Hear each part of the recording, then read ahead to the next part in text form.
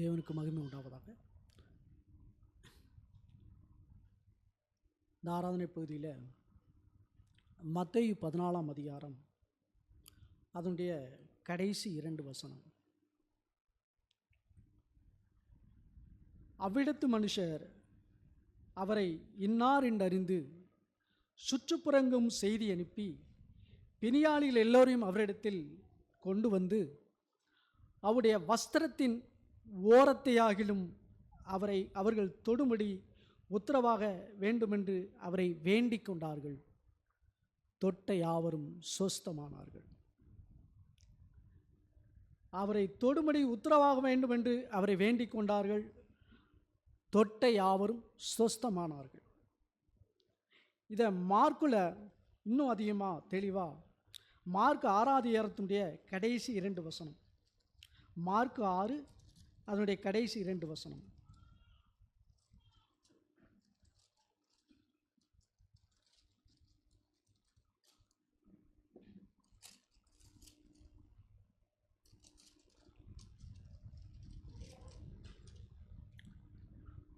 அந்த சுற்றுப்புறம் எங்கும் ஓடித்திருந்து பிணியாளிகளை படுக்கைகளை கிடத்தி அவர் வந்திருக்கிறார் என்று கேள்விப்பட்ட இடங்களெல்லாம் சுமந்து கொண்டு வந்தார்கள். அல்லாமலும் அவர் பிரவேசித்த கிராமங்கள், பட்டணங்கள், நாடுகள் எவைகளோ அவைகளில் சந்தை வெளியிலே வியாதிக்காரரை வைத்து அவருடைய வஸ்திரத்தின் ஓரத்தையாகிலும் அவர்கள் தொடும்படி உத்தரவாக வேண்டுமென்று அவரை வேண்டிக் கொண்டார்கள். அவரை தொட்ட யாவரும் சொஸ்தமானார்கள். அதாவது அப்போஸ்தலர் 10:38 ஒரு வசனம் உண்டு. அதாவது நசரேனாகிய இயேசுவை தேவன் பரிசுத்த ஆவியினாலும் வல்லமையினாலும் அபிஷேகம் பண்ணினார். தேவன் அவரோடு கூட இருந்தபடியினாலே நன்மை செய்கிறவராகவும் பிசாசின் அகப்பட்ட யாவரையும் விடுதலையாக்கும்படி சுற்றி திரிந்தார் என்று வேதம் சொல்லுகிறது. தேவன் தம்முடைய பரிசுத்த ஆவியினுடைய வல்லமையினாலே இயேசு கிறிஸ்துவை கொண்டு அவருடைய வஸ்திரத்திலே அவருடைய வல்லமையை அவர் சிரசிலிருந்து அவருடைய சரீரம் முழுவதும் அவருடைய வல்லமை அவ்வளவாய் இருந்தபடியினால் அவருடைய வஸ்திரத்தின் ஓரத்தையாகிலும் தொடும்படி கேட்டுக்கொண்டார்கள். தொட்ட யாவரும் சொஸ்தமானார்கள். இது மத்தேயிலும் மார்க்கிலும் நாம் காண்கிறோம். அதே போல அப்போஸ்தலர் 5ஆம் அதிகாரம் அவருடைய 15ஆம் 16ஆம் வசனத்தை வாசிப்போம்.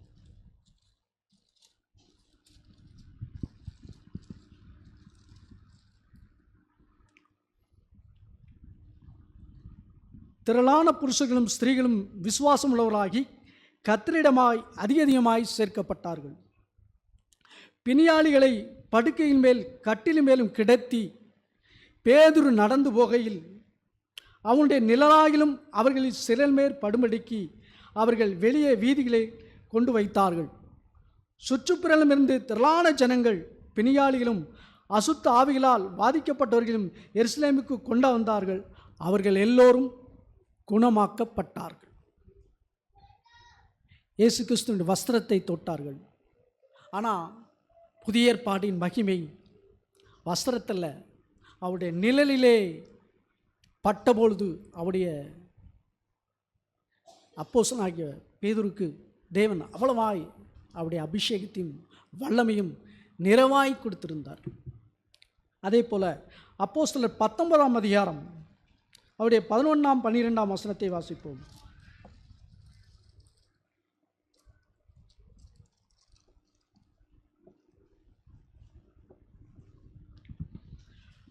பவுலின் கையினாலே தேவன் விசேஷித்த அற்புதங்களை செய்தருளினார்.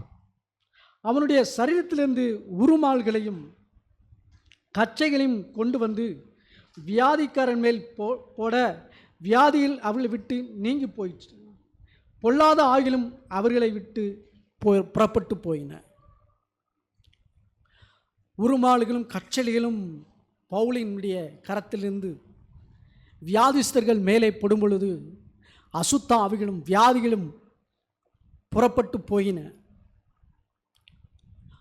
வஸ்திரத்தையும் நிழலிலும் பின்பு அவருடைய உருமால்கள் கச்சைகளினால் தேவன்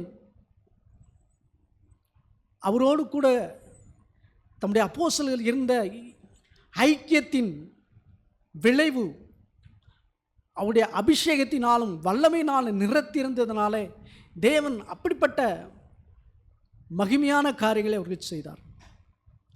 இதே போல பழைய ஏற்பாட்டு தீர்க்கதரிசியில் ஒருவரை நாம் பார்ப்போம். அது 2 ராஜாக்களின் புத்தகம் 13ஆம் அதிகாரம் 21ஆம் வசனம். 2 ராஜாக்கள் 13:21.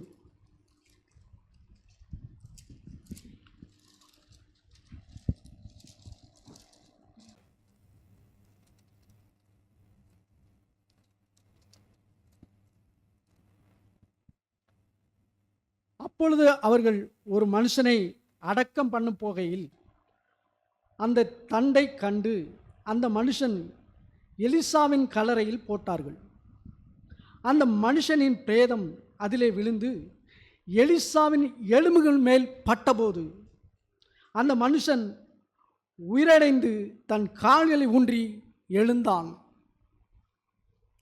எலியாவினுடைய இரட்டத்தனையான அபிஷேக வல்லமையை எலிசா மிகவும் வாஞ்சையாய் பற்றி கொண்டதனுடைய விளைவு சரீரத்தில் மாத்திரமல்ல, அவருடைய உடைகள் மாத்திரமல்ல, அவருடைய நாடி நரம்புகள் எலும்புகள் வளைக்கும் அந்த அபிஷேகத்தினுடைய அனல் அப்படியாய் பற்றி பிடித்ததினால் மரித்து 1 வருடம் கழித்து, அது மேலுள்ள வசனம் சொல்லுது, அந்த வசனம் அப்படியாய் சொல்லுகிறது, மரித்து 1 வருடம் கழித்து. ஆனால் இவர் எப்படி மரித்தார் என்றால்,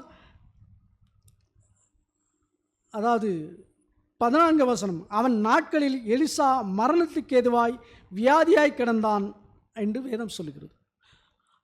வியாதியாய் கிடந்து மரித்து போன எலிசாவின் உடலுள்ள அந்த எலும்புகள் 1 வருடம் கழித்து ஒரு செத்த பிரேதத்தை கொண்டு போடும்போது உயிர்ப்பிக்க முடிகிறது. அதாவது எலிசாவின் எலும்பு, இயேசுவின் வஸ்திரம், பேதுருவின் நிழல், பவுலின் கச்சைகள், இவைகளெல்லாம் தேவ வல்லமை அபிஷேகம் அவ்வளவாய் வல்லமையாய் நிறைந்ததுடைய அடையாளமாக வேதத்திலே காணப்பட்டிருந்தாலும், இப்படிப்பட்ட வல்லமையுள்ள தேவன் என்னுடைய தேவனாய் நம்முடைய தேவனாய் இருக்கிறபடினால் நான் அதை எப்படி பார்த்தேன்னா, இப்படி வெளியரங்கமான அற்புதங்களையும் அதிசயங்களையும் அடையாளங்களையும் தேவன் தம்முடைய தாசரை கொண்டும் அப்படி செய்யும் பொழுது தேவன் எனக்கும், நான் இப்படி யோசித்தேனா, எனக்குள்ள இருக்கிற இந்த நான் எதிர்த்து போராடி ஜெயிக்க முடியாத காரியங்களில் தேவன் ஜெயத்தை தருவாருங்கிற அந்த விசுவாசமும் நம்பிக்கையும் எனக்கு மேலோங்கிறது. விசேஷமாக இச்சைகள், கோபங்கள், கசப்புகள், முறுமுறுப்புகள், குறை சொல்லுதல்கள், முறையிடுதல்கள், மன்னிக்க முடியாத தன்மைகள், கசப்பு தன்மைகள், இவைகளெல்லாம் தேவனுக்கு முன்பாய் எம்மாத்திரமாய் காணப்படுகிறது. இவைகளை எல்லாம் நீக்கி என்னையும் தேவன் அவருடைய முகத்தின் வெளிச்சத்திலே பிரகாசிக்க செய்ய தேவன் வல்லமை உள்ளவர் என்பதை என்னால் உணர முடிகிறது. அந்த பரிசுத்தாவினுடைய வல்லமை நம்மையும் மாற்றி நம்மையும் அவருக்கு நேராய் அவருடைய குமாரனுடைய சாயலுக்கு ஒப்பாய் மாற்றுவாருங்கிற நம்பிக்கை இப்படிப்பட்ட வசனங்களுக்குள்ளாய் எனக்குள்ளே மேலோங்கிறது. அதுக்கு தடையாக நான் 3 காரியங்களை பார்க்குறேன். ஒன்று, பரிசுத்தாவியானவர் இயேசு கிறிஸ்துவையும் குறித்ததான அறிவும் தெளிவுமின்மை. 2வது, இவ்வளவு வல்லமை நிறைந்த சர்வ வல்லமையுள்ள ஆண்டவரை நாம் எந்த அளவுக்கு விசுவாசிக்கிறோம், அந்த விசுவாசத்தினுடைய அளவு அது சரியாய் காணப்படவில்லை எனக்கு. 3வது, தேவனிடத்தில் வாஞ்சை, அதாவது இந்த அபிஷேகத்தை, இந்த வல்லமையை பெற்றுக்கொள்ள எவ்வளவு ஆண்டவரை அசதியாய் மற்றும் ஆண்டவரை நிர்விசாரமாய் என் உள்ளம் தேங்கி கிடக்கிறது என்பதை இந்த வசனங்கள் அப்படியே தட்டி எழுப்புகிறது. இந்த வாஞ்சையை அதிகமாய் தேவனே நீர் எங்களுக்கு தாரும். ஆண்டவரே, வெளிப்பிரவாரத்தும் அல்ல, அந்தரங்கத்திலும் கிறிஸ்துவின் சாயலுக்கு ஒப்பாக இருக்கும்படி தேவன் எங்களை மாற்ற நீ வல்லமை உள்ளவர், உம்முடைய அபிஷேகம் அப்படிப்பட்டது, உம்முடைய வல்லமை அப்படிப்பட்டது என்பதை நான் முழுமையாய் விசுவாசிக்க இந்த வசனங்கள் எனக்கு ஆதாரமாக இருக்குன்னு. குறிப்பாக கலாத்தியர் 4 6ஆம் வசனம் ஒரு வசனம் இப்படி சொல்லுது, அவர் தம்முடைய குமாரனுடைய ஆவியை நமக்குள்ளே அனுப்பினார் என்று. தேவனுடைய குமாரனுடைய ஆவியை அனுப்பி பெற்றுக்கொண்ட நம் ஒவ்வொருவரும் தேவனுக்கு முன்பாய் அவருக்குடைய சாயலிலே அவருடைய குணாதிசயத்திலும் அவருடைய வல்லமையிலும் பரிசுத்த ஆவியினாலும் ஒவ்வொரு நாளும் பலப்பட்டு வல்லமை அடைந்து தேவனை மகிமைப்படுத்துவோம். நாம் எழுந்து ஒவ்வொருவராய் இப்படிப்பட்ட வல்லமையும் அபிஷேகம் இயேசு கிறிஸ்துக்குள்ளே தேவன் ஆவியினால் அளவில்லாமல் நிறைத்திருந்தது போல நம்மையும் நிறைத்து இந்த உலகத்தையும் உலகத்தில் உள்ளவைகளையும் ஜெயிக்கும்படி தேவன் கிருபைகளை தந்து நம்ம ஒவ்வொருவருக்கும் அப்படிப்பட்டதான ஆசீர்வாதங்கள், இப்படிப்பட்டதான மேலான ஆசீர்வாதங்களுக்கு நேராய் தேவன் நம்முடைய கண்களை இருதயங்களை திருப்புவார். அப்படிப்பட்ட கிருபைகளை பெற்றுக்கொள்வோம். தேவன் அப்படி செய்ய வல்லவராக இருக்கிறார். அப்படிப்பட்ட தேவனிடத்தில் நாம் ஐக்கியப்பட தேவன் அவரோடு இருந்தபடியினால் என்று வேதம் சொல்கிறது. தேவன் அவரோடு இருந்தபடியினால், அதே போல் நாம் தேவனோடு கூட எந்த அளவுக்கு ஐக்கியமும் வாஞ்சயமாக இருக்கிறோமோ அந்த அளவுக்காய் தேவன் நமக்கு இப்படிப்பட்டதான கிரிகளை செய்வார் என்று நாம் விசுவாசிக்கிறேன். ஒவ்வொருவராய் நாம் எழுந்து இப்படிப்பட்ட அபிஷேகத்துக்காய் ஜெபிப்போம். பிதாவே, மை துதிக்கிறோம், மை ஸ்தோத்திரிக்கிற ஆண்டவரே, நன்றி செலுத்துகிறப்பா. ஆண்டவரே, உமக்கு நன்றி ஆண்டவரே. இந்த நாளிலே ஆவியானவர் அப்பா மை ஸ்தோத்திரிக்கிறோம். எங்கள் இருதயத்தில் வாஞ்சையும் ஆசையும் விருப்பத்தையும் இன்னும் அதிகமாய் எங்களுக்கு தந்து இன்னுமாய் உம்மிடத்தில் நாங்கள் நெருங்க உம்முடைய ஆவினாலே எங்களை பலப்படுத்தும்படி செபிக்கிறோப்பா. தகப்பனே, தாகமுள்ளவன் என்னிடத்தில் வரக்கடவன் என்று சொன்னீங்களப்பா. அப்படியாய் நாங்கள் இன்னுமாய் தாகத்தோடும் வாஞ்சையோடும் ஆண்டவரே அப்பா தவணமுள்ள ஆத்மாவாய் உம்மிடத்திலே நாங்கள் வந்து உம்மிடத்திலே இப்படிப்பட்டதான ஜீவத்த நீரை பெற்று ஆண்டவரே எங்களுடைய வாழ்க்கையிலே நாங்கள் உம்மை வெளிப்படுத்த எங்களுக்கு உதவி செய்யும். எங்கள் ஒவ்வொருவருக்கும் அப்படிப்பட்ட கிருபை தாரும். எங்களை தாழ்த்துகிறோம். எங்களை முற்றிலுமாய் உம்முடைய கரத்தில் ஒப்பு கொடுக்கிறோம். இரட்சகர் இயேசுவின் நாமத்தில் பிதாவே, ஆமென். உட்காருவோம்.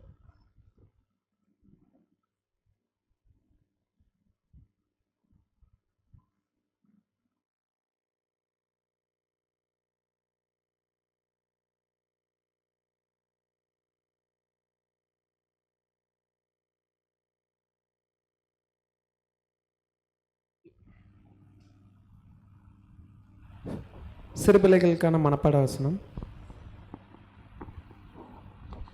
கிரியத்துக்கே கொல்லப்பட்டீர்களே, ஆகையால் தேவனுக்கு ஒடுவேலாகிய உங்கள் அழிவு முழுவதும் உங்கள் ஆவியானும் வெளிச்சம் தேவனுக்கு மகிமைப்படுங்கள், மகிமைப்படுங்கள். 1 கொரிந்தியர் 6:7-21 20.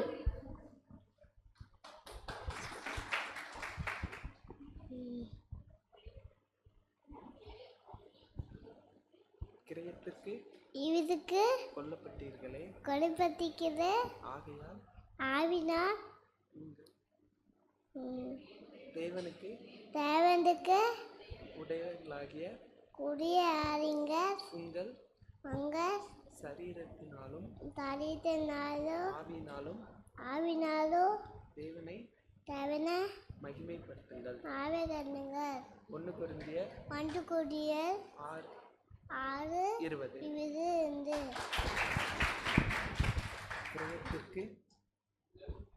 உள்ள சரீரத்தினாலும் ஆவினாலும் தேவனை மகிமைப்படுத்துங்கள். 1 கொரிந்தியர் 6:20. உங்கள் சரீரத்தினாலும் ஆவியினாலும் தேவனை மகிமைப்படுத்துங்க. 1 கொரிந்தியர் 6:20.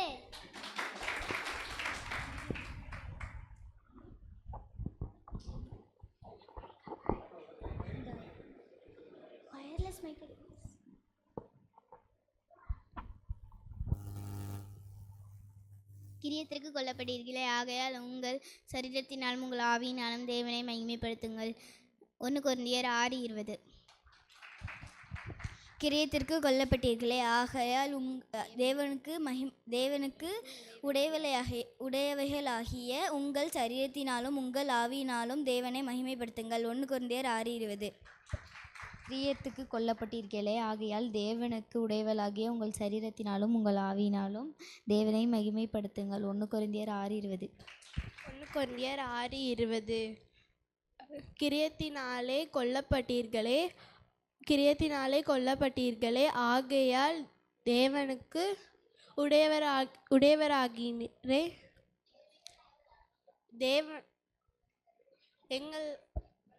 உங்கள் சரீரத்தினாலே உங்கள் ஆவியினாலே தேவனை பற்றி கொள்ளுங்கள்.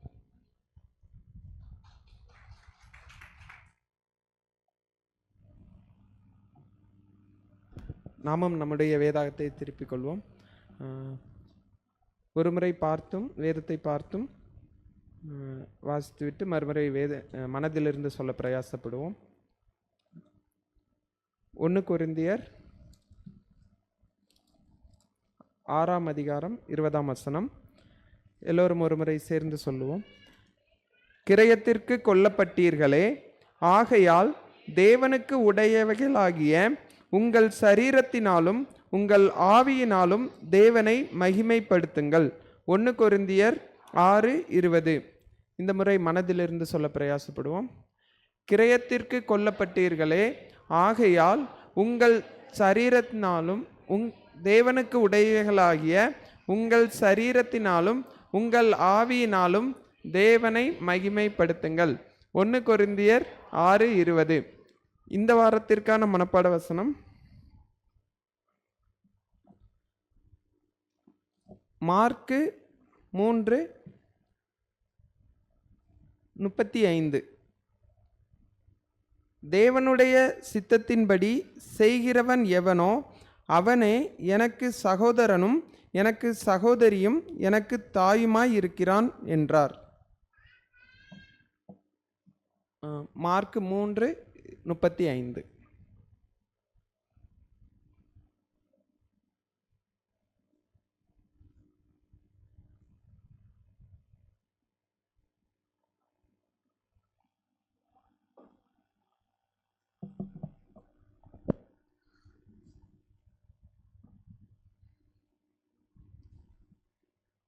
நாம் 1 கொரிந்தியர் 6:20. கிரயத்துக்கு கொல்லப்பட்டீர்களே, ஆகையால் தேவனுக்கு உடையவர்களாகிய உங்கள் சரீரத்தினாலும் உங்கள் ஆவியினாலும் தேவனை மகிமைப்படுத்துங்கள். அப்போ நம்முடைய சரீரம் யாருக்குரியது? தேவனுக்குரியது. அப்படி தான் நம்ம வாழ்கிறோமா? நம்முடைய சரீரம் நமக்குரியது இல்லை, நம்ம வாழ்கிறது இல்லை. நமக்கு எப்படி சம்பாதிக்கணும், எப்படி படிக்கணும், அல்லது எப்படி எல்லாம் தேவை தான். ஆனால் நம்முடைய சரீரம் யாருக்குரியது? கர்த்தருக்குரியது.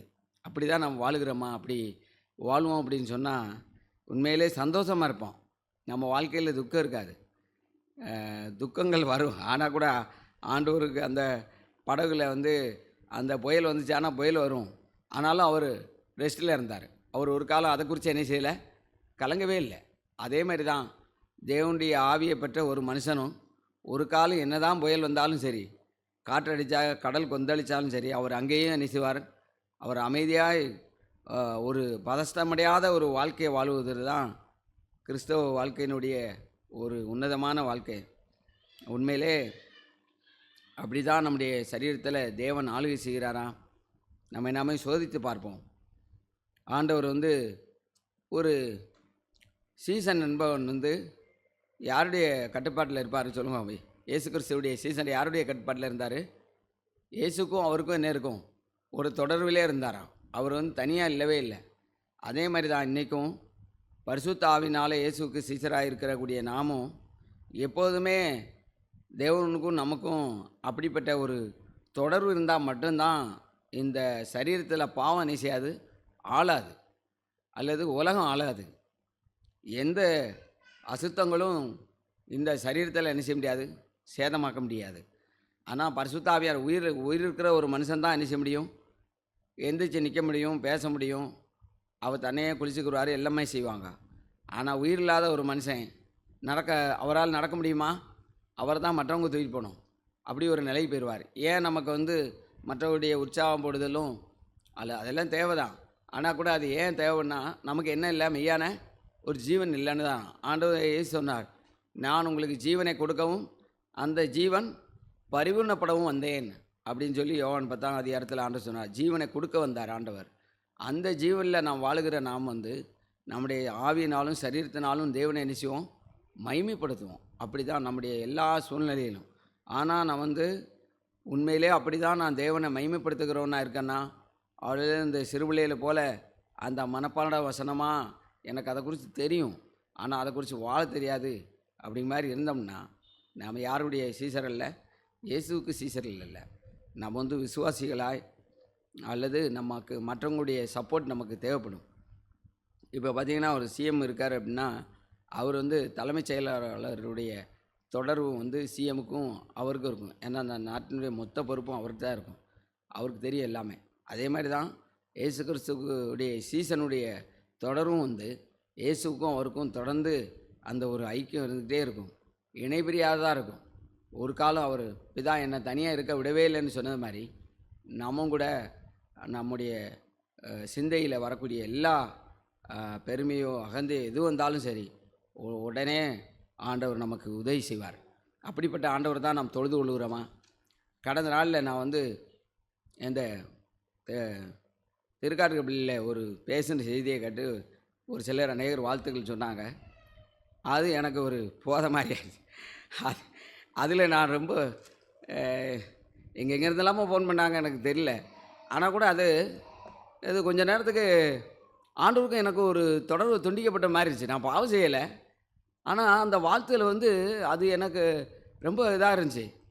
ஒன்று ஆண்டவர் ஜெபம் பண்ணேன். ஆண்டவரே, இப்பொழுது சமீபமாக அந்த விமான கட்டுப்பாட்டு அறையோட தொடர்பு துண்டிக்கப்பட்டது போல் நான் உணர்ந்தேன், எனக்கு உதவி செய்யும் அப்படின்னேன். உடனே நான் முள் வெட்டிக்கிட்டு இருந்தேன். ஒரு முள் வந்து இமைப்பொழுது என் கையில் அடிச்சிருச்சு. நான் தான் கேட்டேன், எனக்கு காலை கையை ஒடிச்சிட்டாலும் எனக்கு உங்களுடைய சமூகம் எனக்கு வேணும். ஒரு காலம் இந்த உலகத்தினுடைய எந்த வாழ்த்துலையோ எந்த ஒரு பாராட்டுதலையோ அது எல்லாம் எனக்கு ஒரு குப்பையாக நான் கருதுட்ட ஆண்டவரே. ஏன்னா நான் குப்பையில் இருந்த மனுஷன். அதனால் எனக்கு ஒன்றும் அது குறித்து தேவையில்லை அப்படின்ட்டேன். அது மாதிரி அடித்த கை உடனே தூக்க முடியாமல் ஆனோடனே ஆண்டவருக்கு நன்றி சொன்னேன். ஆண்டவரே, என்னை பாதுகாக்கிறதுக்கு எவ்வளோ பெரிய கிருபையை கொடு. இதுதான் கிருபை சகோதரில். நல்ல சுகமாக வாழ்கிறது கிருபைன்னு நிறைய பேர் நினச்சிக்கிட்டு இருக்காரு. ஆனால் அது இல்லை கிருபை. மெய்யான கிருபைனா அவர் நம்மளை சிரிச்சித்த நடத்துவது தான் மெய்யான கிருபை. அந்த கிருபையில் வளருவோம். அந்த கிருபையில் நம்ம வளருதோமா?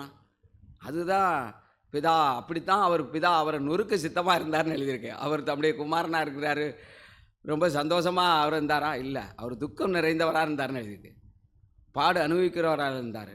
அதே மாதிரி தான் ஒரு இயேசு கிறிஸ்தனுடைய சீசன் வந்து இந்த உலகத்தில் வாழும்போது ஒரு காலம் உலகத்தினுடைய பின்னால், ஒரு காலம் இயேசுவின் பின்னால் போக துணிந்த ஒரு மனுஷன் உலகத்துக்கு முன்னால் நினைச்ச மாட்டார், போக மாட்டாங்க. உலகத்தினுடைய எல்லாம் அப்படி தான் இருக்கும். அப்படி தான் நாம் வாழுகிறோமா? உண்மையிலே இயேசு கிறிஸ்துவுடைய இந்த சரீரத்தினால் தேவனை மகிமைப்படுத்தணும். இந்த சரீரம் வந்து ஒரு இதாக குடித்து எண்ணக்கூடாதுங்கிற உணர்வை நம்ம அடைஞ்சிருக்கிறோமா? நான் அடிக்கடி உங்களுக்கு சொல்லது தான் அப்படி தான்.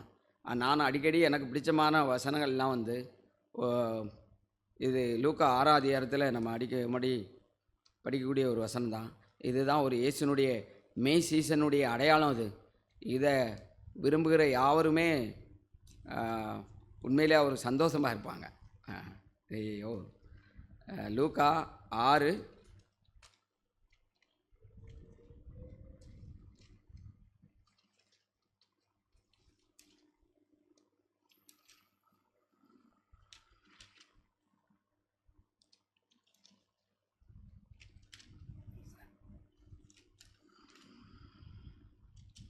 வந்து 26க்கு முன்னாடி உள்ள வசனம்.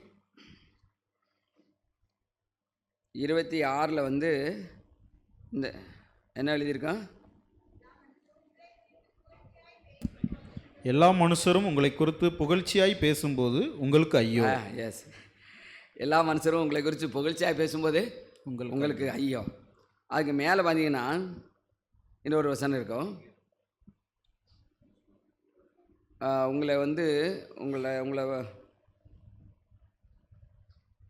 பொல்லாதவர்கள் என்று சொல்லும்போது 22 மனுஷகுமாரன் நிமித்தமாக ஜனங்கள் உங்களை பகைத்து உங்களை புறம்பாக்கி உங்களை நிந்தித்து உங்கள் நாமத்தை பொல்லாததென்று தள்ளிவிடும்போது நீங்கள் பாக்கியவான்களாய் இருப்பீர்கள். அந்நாளிலே நீங்கள் சந்தோஷப்பட்டு கலிகூறுங்கள், பரலோகத்தில் உங்கள் பலன் மிகுதியாயிருக்கும். அவர்களுடைய பிதாக்கள் தீர்க்கதரிசிகளுக்கும் அப்படியே செய்தார்கள். போதும். பார்த்தீங்களா, மனுஷகுமாரன் நிமித்தமாக ஜனங்கள் உங்களை பகைத்து உங்களை புறம்பாக்கி உங்களை நிந்தித்து உங்கள் நாமத்தை பொல்லாதென்று தள்ளி விடும்போது நீங்கள் யாராக இருப்பீங்க? பாக்கியவான்களாக இருப்பீங்க. இதுக்கு எத்தனை பேருக்கு விருப்பம் இருக்குது? உங்களுக்கு எதில் விருப்பம் இருக்குது? எல்லாருக்கும் பாராட்டு கேட்கறதுல ரொம்ப விருப்பம் இருக்குது. அது கிட்டத்தட்ட ஒரு ஸ்வீட்டு சாப்பிடுற மாதிரி. ஆனால் வேப்பிலை சாப்பிட்றதுக்கு யாருக்கும் என்ன கிடையாது? விருப்பம் கிடையாது. ஏன்னா அது ஆனால் ஆரோக்கியம். நிறைய பேருக்கு பல்வலி பிரச்சனை என்ன தெரியுமா? அதுக்கு ஒரு காரணம் என்ன, அவர் வேப்பிலையை நீங்கள் சரியாக பயன்படுத்திங்கன்னு சொன்னால் உங்களுக்கு அந்த பல்லு பிரச்சனையே வராது. என்னுடைய குறைஞ்ச அறிவிலேருந்து நான் உங்களுக்கு சொல்லுதேன். நான் டாக்டர் இல்லை, அதனால் நான் சொல்லுதேன். ஆனால் அது கொஞ்சம் கஷ்டமாக இருக்கும். இன்றைக்கி சின்ன வயசுலேயே பல்லை பிடுங்குதாங்க, அவங்களுடைய பல்லு பிரச்சனைலாம் வருது. காரணம் என்னென்னா அதுதான், ஏன்னா ஸ்வீட் அதிகமாக விரும்புறதுனால தான். அதே மாதிரி தான் நம்மளும் நம்முடைய ஆவியில் ஏன் நோய் கொண்டிருக்கோம்னா நிறைய வாழ்த்துல கேட்கறதுனால தான். அதை நம்ம சாப்பிட்டு நம்முடைய ஆவியில் என்ன உண்டாயிருச்சு? அது ஒரு நோய், அவ்வளோதான். அது சர்க்கரை நோய் கூடியிருக்க மாதிரி இது ஒரு கூடியிருக்கு, அவ்வளவுதான். ஆகவே அதை குறைக்கிறதுக்கு மறுபடியும் என்ன தான் செய்யணும்? இப்போ சர்க்கரை நோயை குறைக்கிறதுக்கு அவங்க அதுக்கு ஆப்போசிட்டான ஒரு மருந்து தானே கொடுக்க முடியும். அதே மருந்து கொடுக்க முடியுமா? இப்போ சர்க்கரை குறைக்க இன்னும் கொஞ்சம் அதிக சர்க்கரை கூட்டினீங்கன்னா உங்களுக்கு கூடுமா குறையுமா? கூடிரும். ஆனால் குறைக்கிறதுக்கு என்ன செய்யணும்? மறுபடியும் வேப்பிலையை சாப்பிடணும். அல்லது அது மாதிரி கசப்பான பதார்த்தத்தை நீங்கள் சாப்பிட வேண்டியிருக்கும். அதே மாதிரி தான் நான் மறுபடியும் நிந்திக்கப்பட்டு புறம்பாக்கிப்பட்டது, நம்மளை ஒரு பொருட்டுனே என்னாது இருக்காது, இப்படிலாம் இருக்கும்னு சொன்னால் நம்ம ஆவியில் என்ன செய்வோம்? சந்தோஷப்பட்டு கழிவுறுன்னு சொன்னால் நம்முடைய கழிவுறுதலை யாரும் என்ன செய்ய முடியாது? தடை செய்ய முடியாது. இதுதான் நம்முடைய குமாரன் நமக்கு சம்பாதிச்சு கொடுத்த அந்த அடிச்சுவடு. இதுதான் இயேசுவின் அடிச்சுவடு. இந்த அடிச்சுவடத்தான் நாம் வந்து ஃபாலோ பண்ணுகிறோமா, பின்பற்றுகிறோமா? அல்லது இந்த உபதேசத்தை கேட்ட அநேகர் வந்து உபதேசத்தில் என்ன செய்யலை? நிலைத்திருக்கலை. அதனால தான் அவங்க கனி கொடுக்கலை. நான் யோவான் 15 அப்படி வாசிக்கிறோம், என்னை நிலைத்திருங்க, என்னை நிலைத்திருந்தால் நீங்கள் என்ன செய்வீங்க? மிகுந்த கனிகளை கொடுப்பீங்க அப்படின்னு சொல்லி அப்படி தான் எழுதிக்கிறோம். யோவான் 15 அதிகாரத்தை வாசிக்கிறோம்.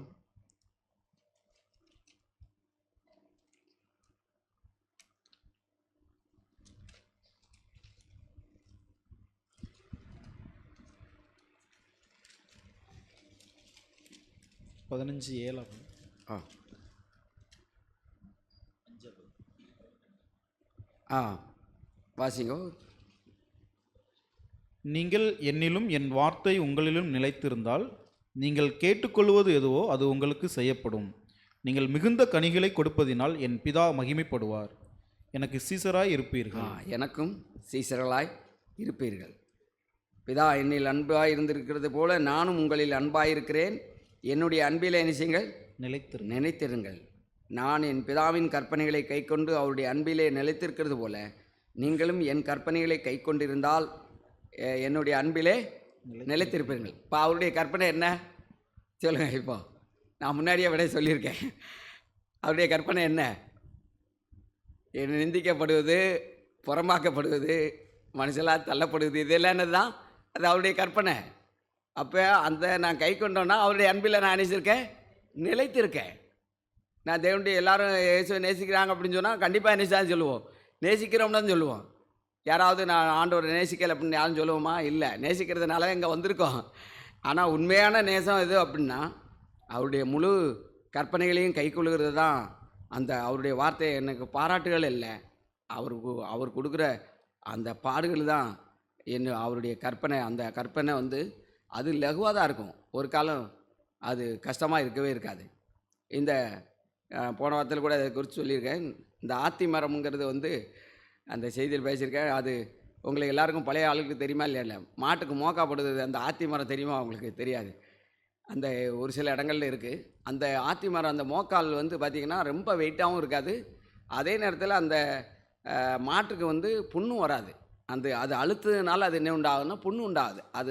அதுக்காகவே தேவன் அந்த மரத்தை ஆண்டு வச்சுருக்காருன்னு நினைக்க தெரியல எனக்கு. ஒருவர் சொன்னார், எனக்கு ஆச்சரியமாக இருந்துச்சு.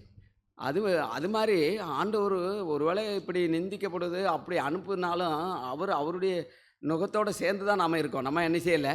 தனியாக இல்லை. அப்படி அமுத்ததுனால எப்படி அந்த மாட்டுக்கு புண்ணு வராதோ நமக்கும் என்ன வராது, ஒரு சேதமும் நினைச்சாது வராது. நம்ம நினச்சிக்கிட்டு இருக்கோம் நமக்கு இப்படிப்பட்ட பாடுகள் போனால் என்ன நடக்குமோ ஏது நடக்குமோ, அதெல்லாம் ஒன்றுமே நடக்காது. ஏன்னா சகலமே யார் தான் அனுமதிக்கிறாரு? பிதா தான் அனுமதிக்கிறார். அவர் அனுமதி இல்லாமல் இங்கே ஒரு முடிவுட நினைச்சாது விழாது. இன்னொன்று, நாம் வந்து நமக்குரியவங்களே கிடையாது, கிரயத்துக்கு தான் நாம் நினச்சப்பட்டிருக்கோம், கொல்லப்பட்டிருக்கிறோம்னு அப்படி தானே வாசிக்கிறோம். கொலோசியர் கூட அப்படி தான் இருக்குது. சகலமும் அவராலும் அவர் மூலமாக அவருக்கென்று தான் இருக்கிறத தவிர நமக்கென்று கிடையவே கிடையாது. சகலமும் அவரால் தான் சிருஷ்டிக்கப்பட்டது, அவருக்கென்று தான் சிருஷ்டிக்கப்பட்டிருக்கு. எனக்கென்றுங்கிற ஒரு வாழ்க்கையே கிடையாது. ஆனால் மனுஷன் தனக்கென்று என்ன செய்தார், இந்த வாழ்க்கையை எடுத்துக்கிட்டாரு. ஆனால் நம்ம எனக்குன்னு வாழ்றதுக்காக நம்மளை ஆண்டவர் உண்டாக்கலை. நம்ம ஆண்டவருக்காக தான் நம்மளை படைச்சார். ஆனால் லக்கை நோக்கி மாறி திசை மாறி இந்த போட்டில் வந்து கப்பல் வரும்போது எப்போதெல்லாம் அந்த கலங்கரை விளக்கத்தை அது பார்க்கும், அது சரியான திசைக்கு அந்த கலங்கரை விளக்கத்தை பார்த்து அந்த போட் வரும். எப்போ அந்த கலங்கரை விளக்கு அவங்களுக்கு அந்த சிக்னல் கிடைக்கலையோ அப்போவுமே அது தவறான திசையில் நினைச்சிரும். ஆனால் போய்கிட்டு தான் இருக்கும் போட்டு, அந்த தவறான திசையில் போகும். அதே மாதிரி தான் இன்றைக்கி நம்முடைய ஆவிக்குரிய வாழ்க்கை வந்து சரியானபடி இயேசு கிறிஸ்துவை நோக்கி தான் என்னுடைய ஓட்டம் ஓடிக்கிறது. அந்த பயணத்தில் தான் நான் இருக்கிறேன்னா, அல்லது எனக்கு சிக்னல் எதுவும் கிடைக்கல, அதனால் நம்முடைய போட்டு ஆனால் போய்கிட்டு தான் இருக்குது. எப்படி போய்கிட்டு இருக்குது? உலகமும் பாவமும் ஆளுகை செய்யக்கூடிய தன்மையில் இருக்கனா, அல்லது உண்மையிலே இந்த சரீரம் பாவத்து நிமித்தம் இணைஞ்சிருக்கோம், மரிச்சிருக்கும்னு எழுதியிருக்கு. அப்படி தானே எழுதிருக்கு. செத்தவன் பாவம் செய்ய முடியுமா? முடியாது. ஆனால் அப்படி போல் நாம் வந்து நம்முடைய கொஞ்ச நாள் கழியும் போது நம்முடைய சரீரத்தில் பாவம் என்ன செய்யக்கூடாது, ஆளக்கூடாது. அப்படிப்பட்ட பாதையில் தான் நம்ம கடந்து போகிறோமா? அப்போ தான் நாம் உண்மையான சிருஷ்டிகர்த்தாவை நம்ம தொழுது உழுதோம்னு அர்த்தம். அப்படி இல்லைன்னா நான் யாரை சேவிக்கோங்கிறத நானும் என் வீட்டாரமாக கர்த்தரையே சேவிப்போம். நீங்கள் யாரை சேவிக்கிறேன் என்பதை நீங்கள் நினச்சிங்க தெரிஞ்சு கொள்ளுன்னு எழுதியிருக்கு. உண்மையிலே நம்முடைய ஆண்டவராக இயேசு கிறிஸ்து அவர் ஜீவிக்கிறார். அவர் மரித்தவர்களுக்கு தேவனாயிராமல் ஜீவனுள்ளவருக்கு என்ன யாராக இருக்கார்? தேவனாக இருக்கிறார். அந்த ஜீவனுள்ள தேவனை தான், ஜீவனுள்ள பிதா என்ன அனுப்புனது போல் நானும் உங்களை என்ன செய்கிறேன், இந்த உலகத்துக்கு அனுப்புகிறேன் அப்படின்னு தான் ஆண்டவர் சொன்னார். ஏதோ போயிட்டு வாங்க, ஒரு சபையில் இருங்க, 10 பேர் கூடி 4 பாட்டை பாடிட்டு போங்க அப்படின்னு சொல்லுறதுக்கு இல்லவே இல்லை. அப்படின்னு தான் இது கூடுதல் வந்து வீணு, உங்களுடைய பிரயாசமும் வீணாக தான் இருக்கும். உண்மையிலே நான் சொல்லுதேன், ஆண்டவருடைய நாமத்தினால உண்மையிலே உங்களை ஒப்பு கொடுங்க, உங்களுடைய பரிசுத்தாவினாலும் ஒவ்வொரு நாள் நிரப்புங்க ஆண்டவரே.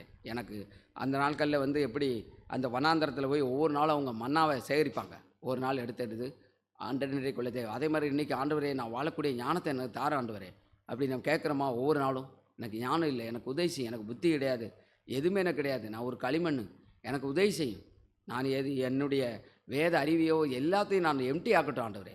அப்படி தான் நான் வாழ்கிறோம் ஒவ்வொரு நாளும், எனக்கு உதவி செய்யும். நான் அப்படி தான் ஆவியிலே. அதனால் தான் நீ பசிதாகம் உள்ளவர்கள் பாக்கியவன். நீதியின் மேல் பசிதாகம் உள்ளவனாக இருக்கிறோமா, அல்லது உலகத்தின் மேல் பசிதாகமா? நான் யாரை இப்போ சார்ந்திருக்கேன், தேவனையா உலகத்தையா?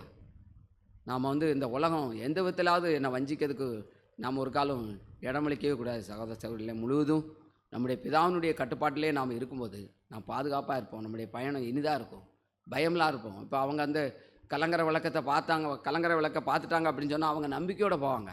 அப்படி இல்லைன்னா அவங்க நம்பிக்கை இல்லாமல் பயணம் போய்கிட்டே இருக்கும். அவங்க எங்கே என்ன நடக்குங்கிறதே அவங்களுக்கு தெரியவே செய்யாது. இதே மாதிரி தான் ஆண்டவராக இயேசு கிறிஸ்து அந்த கலங்கரை விளக்கை உண்மையிலே பார்த்து தான் இயேசுவை நோக்கி நாம் ஓடுகிறோமா, அவர் நமக்கு தெரியுமா, அல்லது தெரியாமலே அந்த குருடை போல் பார்வையிழந்த ஒரு மனுஷனை போல் இருக்கிறோமா? அவருடைய கேட்டமே நம்ம வந்து அற்புத அடையாளங்களை வந்து பேதனுடைய நிழல் பட்டால் கூட அவங்க ஆண்டவர் சுகமாக்குறாரு. மெய் இன்றைக்கும் அவர் செய்ய முடியுமா? உங்கள் வாழ்க்கை முடியும், என் வாழ்க்கை முடியும், கண்டிப்பாக ஆண்டவர் செய்வார். அப்படிப்பட்ட இரட்சகரைத்தான் நாம் அறிஞ்சிருக்கிறோமா? அவரை எந்த அளவுக்கு அறிஞ்சிருக்கிறோம் நம்ம? வந்து இந்த சிறுபிள்ளைகள் வந்து இப்போது ஒரு பிறந்த பிள்ளையை பார்த்திங்கன்னா அதனுடைய தாய் வந்து அதை வச்சுருக்கும்போது, இப்போ அவருக்கு ஒரு மாதம் ஆகும்போது நம்மளை அந்த தாய் தான் வச்சுருக்காருன்னு அந்த குழந்தைக்கு தெரியுமா? தெரியாது. அது தொடர்ந்து மடியில் வச்சு ஒரு நாள் ஒரு 6 மாதம் 1 வருஷம் கழித்த பிறகு தான் அதுக்கு இது எங்கள் அம்மா தான், இது எங்கள் அப்பா தான்ங்கிறது அதுக்கு பிறகு தான் தெரியும்.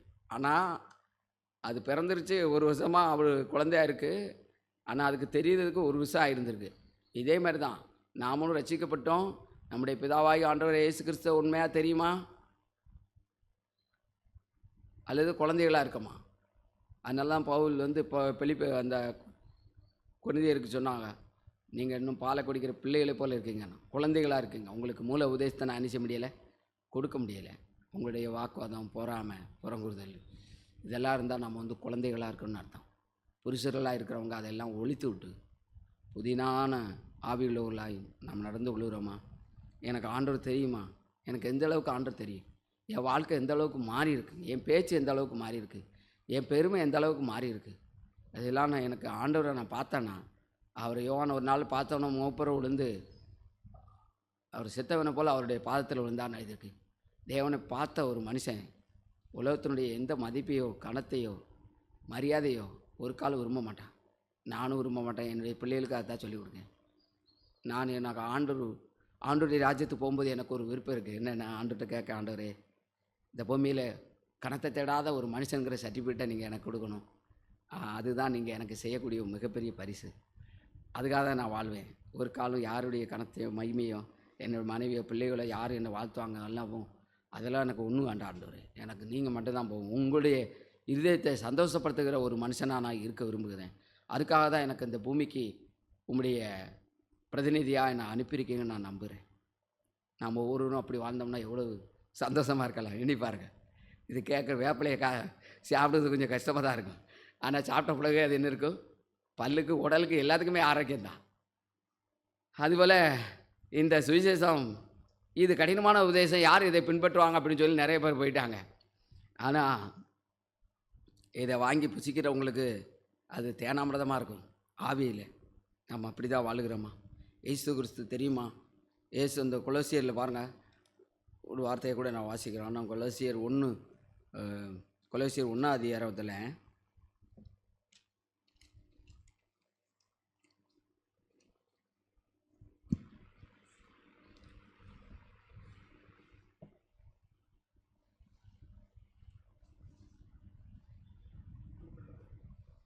எழுதுகிறேன். கொலோசியர் 1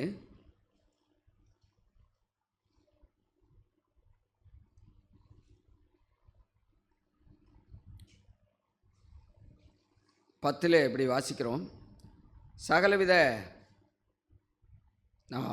9 இது நிமித்தம் நாங்கள் அதை கேட்ட நாள் முதல் உங்களுக்காக இடைவிடாமல் ஜெபம் பண்ணுகிறோம். நீங்கள் எல்லா ஞானத்தோடும் ஆவிக்குரிய விவேகத்தோடும் அவருடைய சித்தத்தை அறிகிற அறிவினாலே நிரப்பப்படவும் சகலவித நற்கிரியைகளுமாகிய கனிகளை தந்து தேவனை அறிகிற அறிவில் விருத்தியடைந்து கர்த்தருக்கு பிரியமுண்டாக அவருக்கு பாத்திரராய் நடந்து கொள்ளவும் சந்தோஷத்தோடு கூடிய எல்லா பொறுமையும், பொறுமை எப்படி தான் இருக்கணும், சந்தோஷத்தோட கூடிய எல்லா பொறுமையும் நீடிய சாந்தமும் உண்டாவதற்கு மகிமையான அவருடைய வல்லமையின்படியே எல்லா வல்லமையினாலும் பலப்படுத்தப்படவும் உங்களுக்காக என்ன செய்தேன், வேண்டு செய்கிறேன். உண்மையிலே இதெல்லாம் என் வாழ்க்கையில் நிறைவேறியிருக்கா? இந்த இப்படிப்பட்ட கனி சகலவித நற்கனிகளுமாய கனிகளை தந்து நம்ம அவர்களை நிலைத்திருந்தால் நம்ம மிகுந்த கனியை கொடுப்போம்னு அங்கே வாசித்தோம். இங்கேயும் என்னதான் இருக்கா, சகலவித நற்கிரியலுமாய கனிகளை தந்து தேவனை அறிகிற அறிவில் நினைச்சங்க விருத்தி அடையும் போது தான் இந்த சுபாவங்கள்லாம் நமக்கு உண்டாகும். அதனால் இந்த நாட்களில் தேவனை ஒரு குழந்தைய போல், 1 மாதம் குழந்தைய போல் அறிஞ்சிருக்கிறோமா, அல்லது ஒரு 5 வயசு குழந்தைய போலையா, அல்லது 10 வயசு சிறுவலை போலையா, அல்லது 18 வயசு வாலிபனை போலையா, யாரை போல் நாம் தெய்வனை அறிஞ்சிருக்கிறோம். அதனால தான் நீங்கள் எனக்கு 2 கொரிந்தியர் 7 கூட அப்படி எனக்கு குமாரரும் குமாரத்திகள்ங்கிறதான ஒரு ஸ்டேட்டஸுக்கு அந்த இடத்துக்கு நாம் வர வேண்டுமே. நாம் அப்படி தான் வந்திருக்கிறோமா? இன்னும் சிறுவலையில் போல் ஏன் அவங்க என்ன மதிக்கலை, என்ன விசாரிக்கலை, என்ன கேட்கலை, போகலை, வரலை அப்படிங்கிறதான இருந்தால் நாம் இன்னும் அந்த பழைய சரீரத்துக்கு என்ன செஞ்சுருக்கோம், ஊழியம் செஞ்சுக்கிட்டு இருக்கோம்னு அர்த்தம். ஆனால் புது மனுஷன் நமக்குள்ளே என்ன ஒருவன் கிறிஸ்துக்குள்ளே இருந்தால் அவன் யாராக இருப்பா, புது சிருஷ்டியாக இருப்பான். பழையவைகள் எல்லாம் இணைஞ்சிருச்சு, ஒளிஞ்சு போயிடுச்சு. பழைய மனுஷனையும் அவன் கிரியைகளையும் கலைந்து போடுங்கள் எழுதி எபேசியர். அப்படி தான் நம்ம வாசிக்கிறோம். அப்படி நம்ம கலைஞ்சு போட்டுருக்குறோமா? இந்த இப்போ பாருங்கள், நம்ம ட்ரெஸ் போடுறோம், கொஞ்சம் நாள் கழிச்ச உடனே அது பழசாயிடுச்சா நம்ம தூர போடோமா, இல்லை பாதுகாப்பாக வச்சுருக்கோமா? அது தூர போட்டுருவோம், அவ்வளோதான். ஆனால் அதுக்கு இங்கே வேலை இல்லை, அவ்வளோதான். இனி அடுத்து நீயும் ட்ரெஸ் போட்டு புது ட்ரெஸ்ஸை வாங்கிடுவோம். அதே மாதிரி தான் நம்ம இந்த பழைய மனுஷனுக்கு காலாவதி ஆயிடுச்சு, அவரை தூர போட்டு இப்போ கிறிஸ்துவாகி அந்த புதிய சிருஷ்டிகரை நம்ம தொழுது கொண்டிருக்கிறோமா? அவர் நம்மளை அவருடைய ஜீவனை நாம் பெற்றுக்கொண்டிருக்கிறோமா? உண்மையிலே அவங்க தான் இப்படிப்பட்ட உபத்திரங்கள் வரும்போதும் துன்பம் வரும்போதும் துன்பம் வரும் வேளையிலே இன்பமே கொண்டாடுவோம். துன்பம் வரும் வேளையிலே இன்பமே கொண்டாடுவோம். தம்பிரானும் என்மேல் வைத்த அன்பை எண்ணி பாடுவேன். தம்பிரானும் என்மேல் வைத்த அன்பை எண்ணி பாடுவேன்.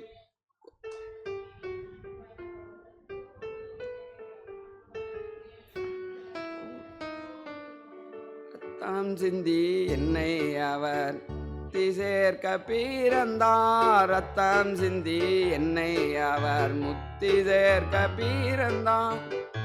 மோசத்துக்குள்ளான என்னை இயேசுநாதர் பார்த்தார். மோசத்துக்குள்ளான என்னை இயேசுநாதர் பார்த்தார்.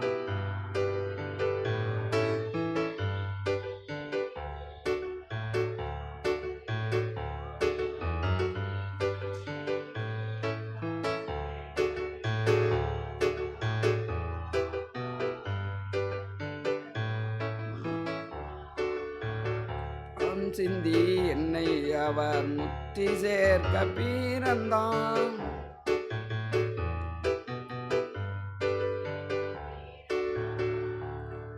அப்படிதான் அவர் நம்முடைய ரத்தத்தினால நம்மளை அவரை போல இருக்கிறதுக்காக அந்த பூமியில் அவர் ஒரு கிரயம் கொடுத்துருக்கிறாரு. கிரயத்துக்கு கொல்லப்பட்டோமே, அப்படி தான் நாம் கிரயத்துக்கு கொல்லப்பட்டு அது அது உணர்ந்தது மெய்தானா? உண்மையிலே நான் கிரயத்துக்கு கொல்லப்பட்ட மனுஷன் தானா? நான் அதை அறிஞ்சிருக்கிறேனா? எப்படி வாழுகிறோம் சகோதர சகோதரிகளே? நாமே சோதித்து பார்ப்போம். நீங்கள் இத்தனை கலாச்சாரத்தில் வாசிக்கப்பட்ட இத்தனை பிரயாசங்களையும் வீணாய்ப்பட்டீர்களோ அப்படி சொல்லுவார். அப்படி இல்லை. மெய்யாகவே அவர் எனக்காக ரத்தம் செஞ்சிருக்கிறார். சிலுவையில் அவ்வளோ அந்த பாடு அந்த கேடு அடைந்தார். அதெல்லாம் எனக்காக. அந்த நன்றிக்காக நான் என்ன கை மாதிரி கருதி கொடுத்தேன். அவர்கிட்ட நான் உங்கள்கிட்ட என்னத்தை கேட்டேன் அப்படி தான் சொன்னாங்க. வேறு என்னத்தை அவருக்கு நம்ம கொடுக்க முடியும்? திருப்ப ஏதாவது கொடுக்க முடியுமா? சொல்லுங்கள். ஏதாவது திரும்ப கொடுக்க முடியுமா? அவர் செஞ்ச தியாகத்துக்கு ஈடாக ஏதாவது செய்ய முடியுமா? நம்மளால் முடியாது. இந்த ஒரு சரீரத்தையாச்சும் என்ன செய்வோம்? அவருக்கு கொடுத்துடுவோம். ஆண்டவரே, இந்த சரீரம் எனக்குரியதல்ல, அது உமக்குரியது கர்த்தாவே, நீர் எடுத்துக்கொள்ளும். நான் இந்நாளில் அந்த அலெக்சாண்டர் டப்புங்கிறதான ஒரு தேவபக்தி உள்ள ஒரு மனுஷன் இருந்தார். அவர் ஒரு முறை காணிக்கை எடுத்துக்கிட்டு இருக்கும்போது, அவர் 10 வயசாக இருந்தார். அப்பா காணிக்கை எடுத்துக்கிட்டு இருக்கும்போது அவர் எல்லோரும் காணிக்கை எடுத்துக்கிட்டு காசு போட்டுக்கிட்டு இருந்திருக்காங்க. அவருக்கு கொடுக்கறதுக்கு ஒன்றும் இல்லை. அவர் உடனே அந்த தட்டில் உட்காந்துக்கிட்டாராம். எனக்கு காசு இல்லை, என்னுடைய சரீரத்தை என்ன செய்தேன்? ஆண்டவருக்கு கொடுக்கேன். எனக்கு போடுறதுக்கு காசு இல்லை, ஆனால் என்னையே ஆண்டவருக்கு என்ன செய்ய கொடுக்காமனா தட்டில் உட்காந்துக்கிட்டார். அவருடைய 10வது வயசில். அவர் தான் பின் நாட்களில் தேவன் அவரை எடுத்து பயன்படுத்தினார். யாரெல்லாம் தங்களை சரீரத்தை அப்படி ஒப்பு கொடுக்குறாங்களோ அவங்கள தேவன் என்ன செய்வார்? பயன்படுத்துவார். இருளின் அதிகாரத்திலேருந்து தேவன் நம்மளை நினைச்சிருக்காரு, விடுதலை ஆக்கியிருக்காருன்னு எழுதியிருக்கு. 13 வருஷத்து இருளின் அதிகாரத்திலிருந்து நம்மை விடுதலையாக்கி தமது அன்பின் குமாரனுடைய ராஜ்யத்துக்கு உட்படுத்தினவருமாய் இருக்கிற பிதாவை ஸ்தோத்தரிக்கிறோம். அவருக்குள் அவருடைய இரத்தத்தினாலே பாவமன்னிப்பாகிய மீட்பு நமக்கு உண்டாயிருக்கிறது. அப்படிதான் அந்த தேவனு தான் நம்முடைய தேவனாக இருக்கிறாரா? நாமே இந்த நாளில் அடுத்து இங்கே ஒரு 2 கொலோசியர் 2 அதிகாரத்தில் 3 வாசிக்கிறோம். அவருக்குள் ஞானம் அறிவு என்பவைகளாகிய பொக்கிஷங்களாக நான் நினைச்சிருக்கு அடங்கியிருக்கு. அப்படி 9வது வசனத்தில் வாசிக்கிறோம். ஏனென்றால் தேவத்துவத்தின் பரிபூர்ணமெல்லாம் சரீர பிரகாரமாக அவருக்குள் வாசமாக இருக்கிறது.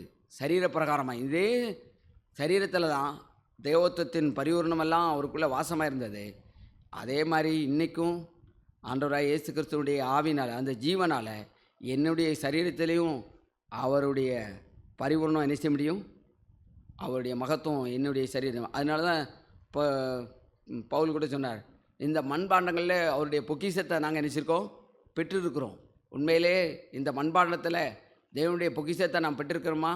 அவருடைய மகிமையின் அறிவாகிய ஒளியை எங்கள் மேலே நினைச்சார், அவர் தோன்ற பண்ணினார். அப்படி எங்கள் இருதயங்களை அவர் பிரகாசித்தார். அப்படின்னு உண்மையிலே நம்முடைய இருதயம் பிரகாசிக்கப்பட்டிருக்கா அல்லது இன்னும் இருளடைஞ்சிருக்கா? ஆகவே இந்த நாட்களில் நாமே சோதித்து பார்த்து மெய்யாய் மனம் திரும்பி நாம் ரசிக்கப்படுவோம்னா தேவன் நம்மோட வாசம் பண்ணுவார். நம்முடைய குடும்பத்தில் வாசம் பண்ணுவார். நம்முடைய சபை நடுவில் அவர் வாசம் பண்ணுவார். நாம் கூடுகிறதுக்காக அவர் சந்தோஷப்படுவார். பரலோகமும் நம்ம கண்டு வியக்கும். உண்மையிலே பார்த்து முழு உலகமும் கோணலாப்படுறது என்னுடைய பிள்ளைகள் செல்லை பார்க்குறது இல்லை, புறங்குறது இல்லை. வாலிபர்லே உங்களுக்கு சொல்லுகிறேன், நான் போன வாரத்தில் ஒரு வசனத்தை அங்கே வாசித்தேன், நீங்கள் முடிஞ்சாலும் கேளுங்க. அதில் அந்த பாளையத்தில் எந்த அசுசியும் கண்டு தேவன் விலகி போகாதபடிக்கு பாளையம் என்ன செய்ய கடவுது? சுத்தமாக இருக்க கடவுது. செல்லுங்கிறது அன்னைக்கு அது அந்த இது இவ்வாமல் 23 வரும்னு நினைக்கிறேன். அன்றைக்கி மலஞ்செல்லாம் கழிக்கும்போது குச்சை கொண்டு போய் இதை மூடி போடுங்க மாதிரி அதை அந்த அசூசியை கண்டு தேவன் அந்த பாளையத்துக்குள்ளே என்ன செய்ய முடியாது? உலாவ முடியாது. அதே மாதிரி நீங்கள் செல்லை பார்த்துக்கிட்டு உங்கள் நேரத்தை வீணடிச்சுக்கிட்டு நீங்கள் தேவனை நான் ஆராதிப்பேன்னு சொன்னால் நீங்கள் என்ன செய்தியே ஏமாற்றிக்கிறீங்க. உங்களோட தேவன் உங்கள் இருதயத்திலேயோ உங்களுடைய குடும்பத்திலேயோ அவர் உலாவ முடியுமா? கண்டிப்பாக உலாவ முடியாது.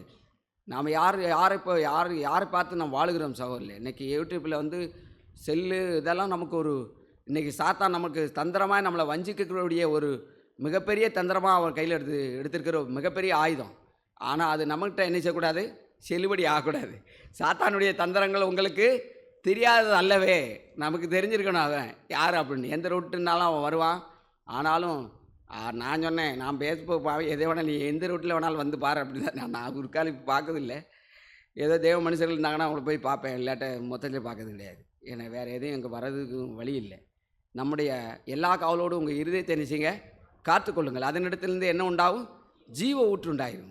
உங்களுக்கு ஜீவ ஊற்றில் போய் மரண ஊற்று எப்படி வர முடியும்? ஒரு காலம் வர்றதுக்கு வழியே கிடையாது. ஆகவே மெய்யாகவே நீங்கள் உங்கள் டிவியோ, நானும் டிவி வச்சுருக்கேன், செல் வச்சுருக்கேன், எதை வச்சாலும் சரி, எதை பார்க்குறோங்கிறத உங்களுடைய கண்ணானது சரீரத்தின் விளக்காக இருக்கிறது. உன் கண் கெட்டதாக இருந்தால் உன் சரீரம் முழுவதும் எப்படி தான் இருக்கும்?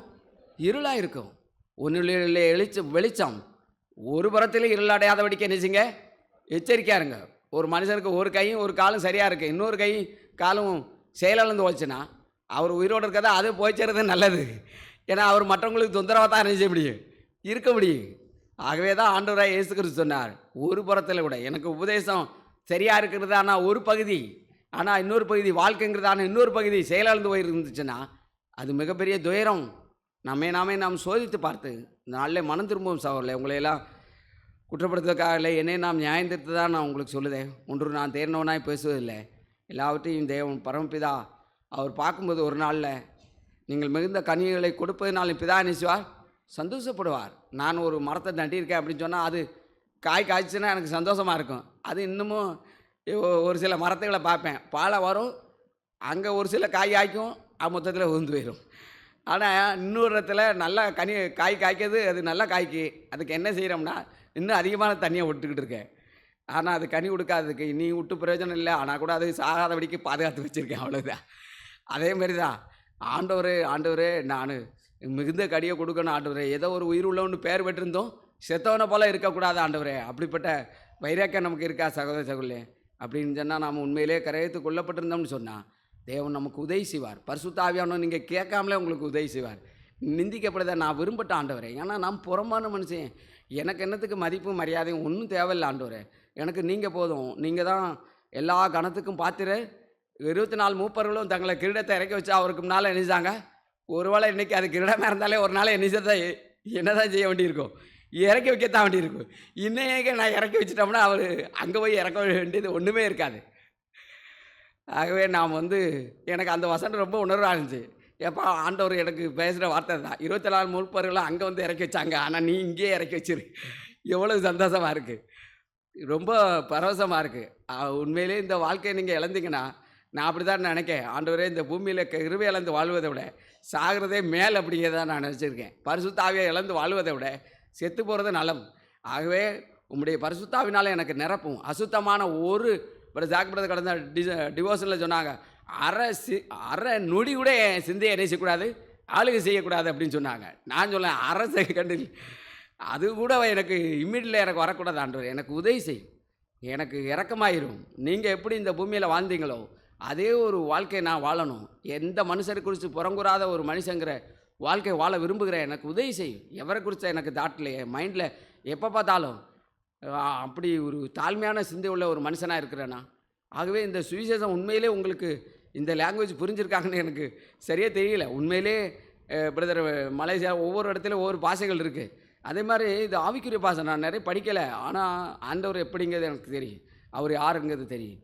எனக்கு வேத வசனங்களும் நிறைய தெரியாது, ஆனால் ஆண்டவர் யாருங்கிறது தெரியும். அதனால் நானும் நீங்கள் நானும் எவ்வளோ வசனம் படிக்கக்கூடாதுன்னு சொல்லவில்லை, நானும் வசனத்தினரே படிக்கிறதாலாம் பேசுகிறேன்.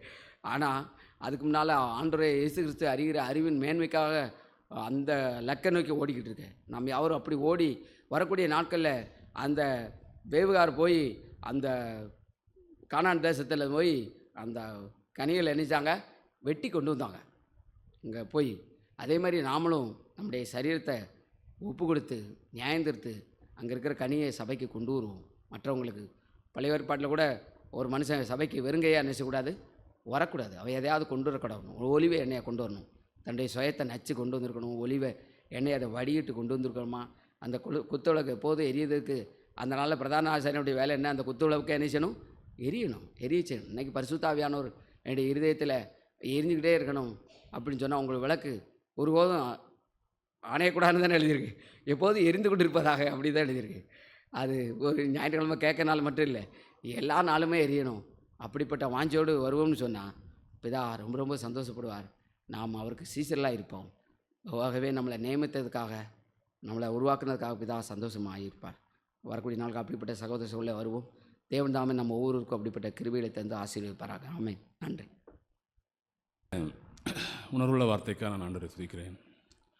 கேட்டது போல் மெய்யாவே நம்ம இந்த சுவிசேஷத்துக்குரிய ஒரு வாழ்க்கையை இந்த யோசேப்பு போத்திபார் ஒரு 20 வெள்ளிக்காசுக்காக அவர் விற்கப்படுவார்.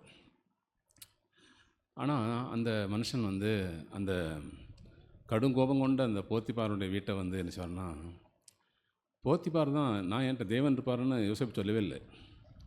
ஆனால் யோசேப்போடு தேவன் இருக்கிறார் என்பதை அந்த போத்திபார் அறிவார். அந்த மனுஷன் ஒரு அடிமை, ஒரு கரையத்துக்கு கொல்லப்பட்ட ஒரு மனுஷன். அதனால் அந்த தேவனுக்கு பயந்து அந்த போத்திபார் வீட்டில் அவர் இருப்பார் மேலே. அது மாதிரி இன்றைக்கி நம்மளும் உண்மையிலே விலையேற பெற்ற அவருடைய இரத்தத்தினால் மீட்கப்பட்டு அல்லது கரையத்து கொள்ளப்பட்ட நாம் எவ்வளவு நன்றி உள்ளவர்களாக நம்ம இருக்கிறோங்கிறதான் முக்கியம் மேலே. அப்படி தேவனை ஒவ்வொரு நாளும் அப்படி நன்றியாக நம்ம சேவிக்கிறோமா? சகோதரர் சொன்னது மாதிரி அப்படிப்பட்ட ஆவி நம்மகிட்ட அப்படி வாசமாக இருக்கா? நம்முடைய எல்லா நிலைப்பாட்டிலையும் கிறிஸ்துவனுடைய அந்த ஆவியானவர் நம்மள வாசமாக இருக்கும்படியான அந்த வாழ்க்கையானது ஒவ்வொரு நாளும் அவராலே அது வளர்ந்து வருகிறதா அப்படிங்கிறதா. ஏன்னா ஆண்டவராக இயேசு கிறிஸ்துவை குறித்து என்ன சொல்லப்பட்டிருக்கு அப்படின்னா, அவர் நம்ம ஏசாயாவில் வாசிக்கிறது போல் அவர் என்னுடைய செவியை திறந்தார், நான் எதற்கவும் இல்லை பின்வாங்கவும் இல்லை அப்படின்னு. ஆனால் ஆண்டவராக இயேசு புதிய ஏற்பாட்டுக்கு வரும் பொழுது நம்ம எபிரேயரில் என்ன வாசிக்கும் அப்படின்னா, அவர் உலகத்தில் பிரவேசிக்கிற பொழுது, எபிரேயர் 10ஆம் அதிகாரம் எடுப்போம். எபிரேயர் 10ஆம் அதிகாரம். ஏன் ஒரு சரீரம் நமக்கு கொடுக்கப்பட்டிருக்கு அப்படிங்கிறத நம்ம அறியணுங்கிறது தான் இந்த நாளில் சகோதரர் வழியாக தேவன் பேசினார். எபிரேயரில் என்ன எழுதினா, அதாவது ஆகையால் அவர் உலகத்தில் பிரவேசிக்கும்போது பலியையும் காணிக்கையும் நீர் விரும்பவில்லை, ஒரு சரீரத்தை எனக்கு ஆயத்தப்படுத்தினீர். சர்வாங்க தகன பலிகளும் பாவ நிவாரண பலிகளும் உமக்கு பிரியமானது அல்ல என்றீர்.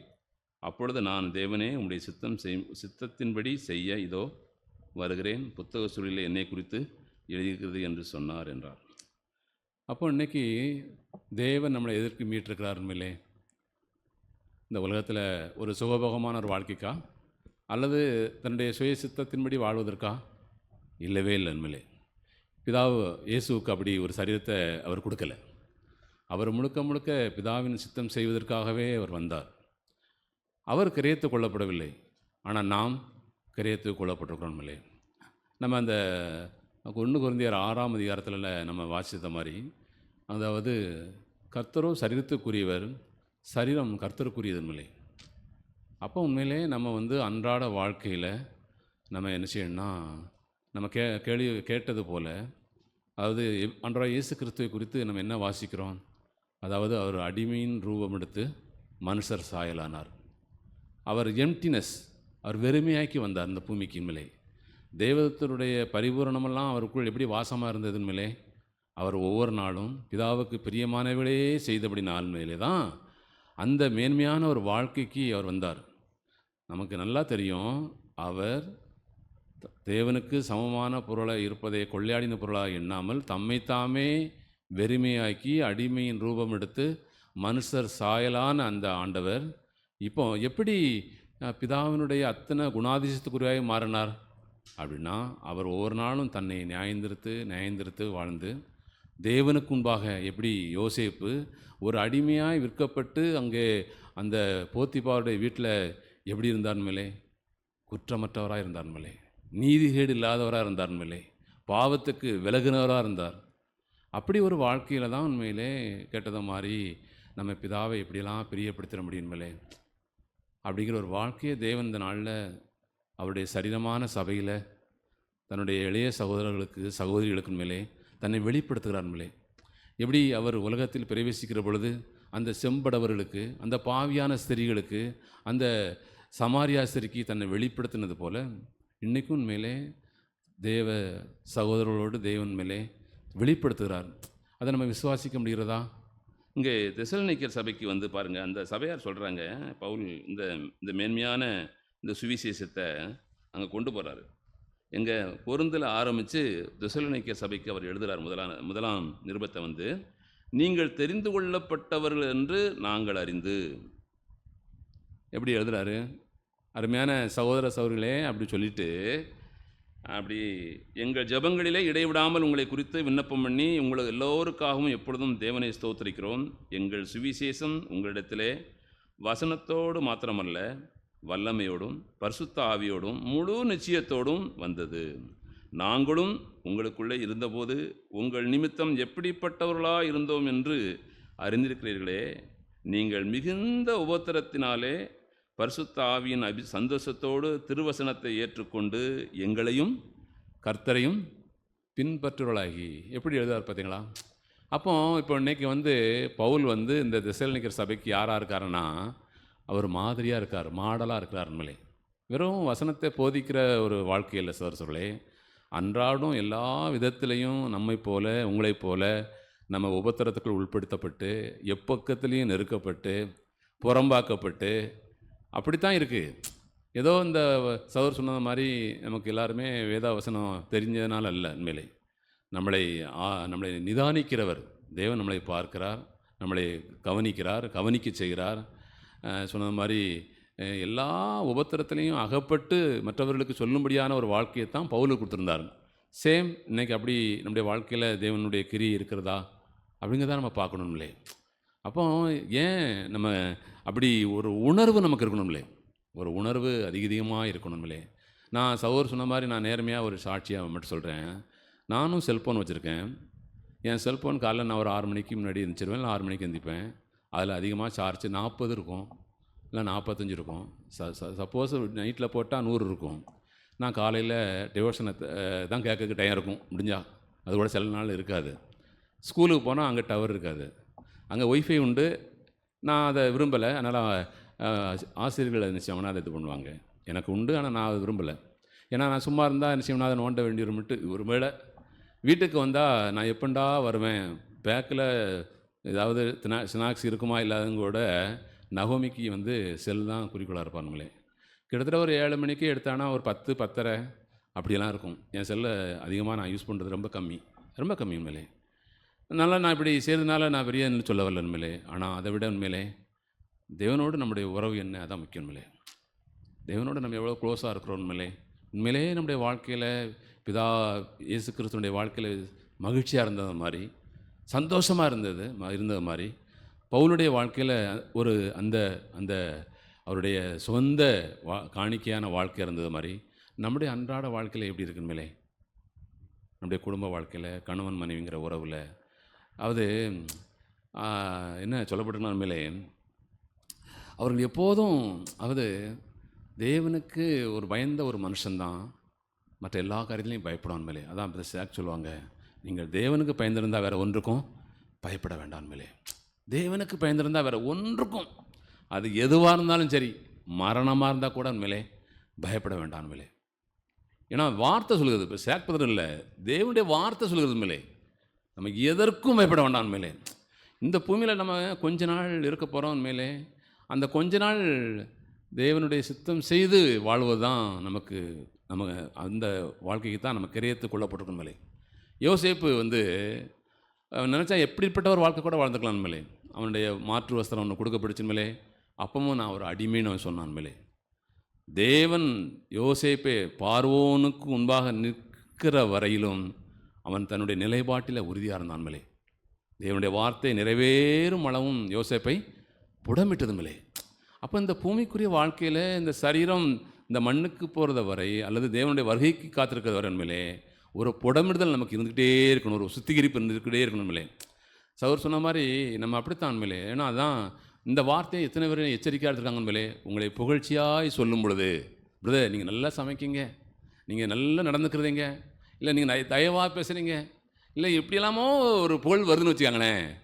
அப்போ இந்த வசனம் நமக்கு நினைவுபடுத்தப்படுகிறதான் மேலே. ஆவியானவர் இல்லை, நீ ஒரு மண், இந்த புகழை நீ பெற்றாத, விரும்பிடாத அப்படின்னு அது ஆவியானவர் உணர்த்தப்படுறாரான் மேலே.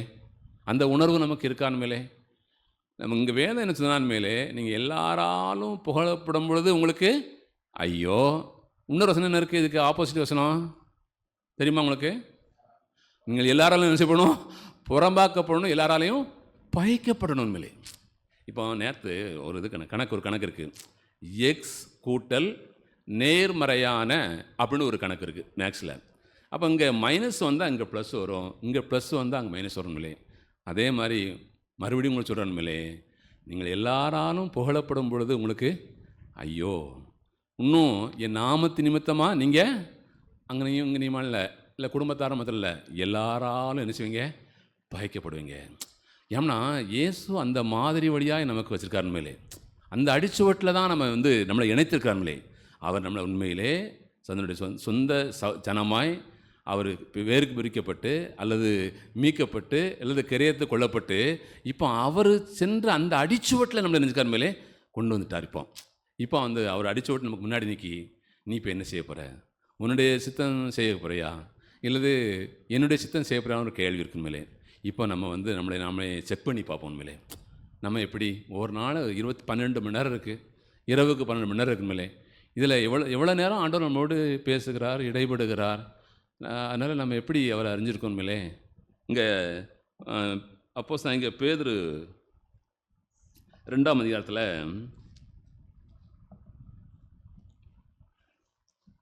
நிறைய வசனத்தை நான் சொல்கிறதுக்காக நான் வரல சார் சொல்லேன். நம்முடைய அன்றாட வாழ்க்கையில் இந்த சரீரம் உண்மையிலே தேவனுடைய சித்தம் செய்வதற்கு மாத்திரமே தேவன் நம்மளை தெரிந்து கொண்டிருக்கார் மேலே. இந்த பூமியில் பவுல் சொன்னது போல் மேலே இந்த பொக்கிஷத்தை, இந்த கிறிஸ்துவின் விலையேற பெற்ற தேவனுடைய சாயலாக இருக்கக்கூடிய இந்த பொக்கிஷத்தின் மேலே நம்ம மண்பாண்டத்தில் பெற்றுக்கணும் மேலே. அப்போ நம்ம எவ்வளவு கவனம், எவ்வளவு ஜாக்கிரதை, இந்த அற்ப வாழ்க்கை மேலே அப்படி தான் சொல்லப்பட்டிருக்கு மேலே. இது ஒரு சொல்லப்போனால் எவ்வளவோ கோடி கோடியாய் தேடின மனுஷர்கள் கூட சிறைப்பட்டு போயிருந்தாங்க, அரெஸ்ட் ஆகப்படுதாங்க. அவங்க பேர் அது பத்திரிக்கையில் செய்திகளில் வருது மேலே. அதை குறித்து அவங்களுக்கு அதை பற்றி தெரியல, அதை பற்றி தெரியலங்களே. சரி, இதில் இங்கேருந்து கொண்டு போயிட முடியுமா? இங்கே உள்ள கனத்தை, இங்களுடைய மகிமையை, இல்லை இங்களுடைய நம்ம இதெல்லாம் கொண்டு போயிட முடியுமானாலும் இல்லை உண்மையிலே. இல்லை நம்ம திருப்தியாக அனுபவிச்சிட முடியுமானா இல்லை உண்மையிலே. யார் அனுபவிப்பாங்கன்னா உண்மையிலே தேவனுடைய பரிபூர்ண சித்தத்தின்படி வாழக்கூடிய ஒரு மனுஷன் மேலே அவனுடைய ஆத்மா என்ன செய்யும்? செழித்திருக்கும். அவனுடைய ஆத்மா கழிகூர்ந்து இருக்கும் மேலே. அவன் ஏழையாக இருந்தாலும் சரி, அவனுடைய ஆத்மாவில் அவனுக்கு ஒரு கழிகூர்தல் இருக்கும் மேலே.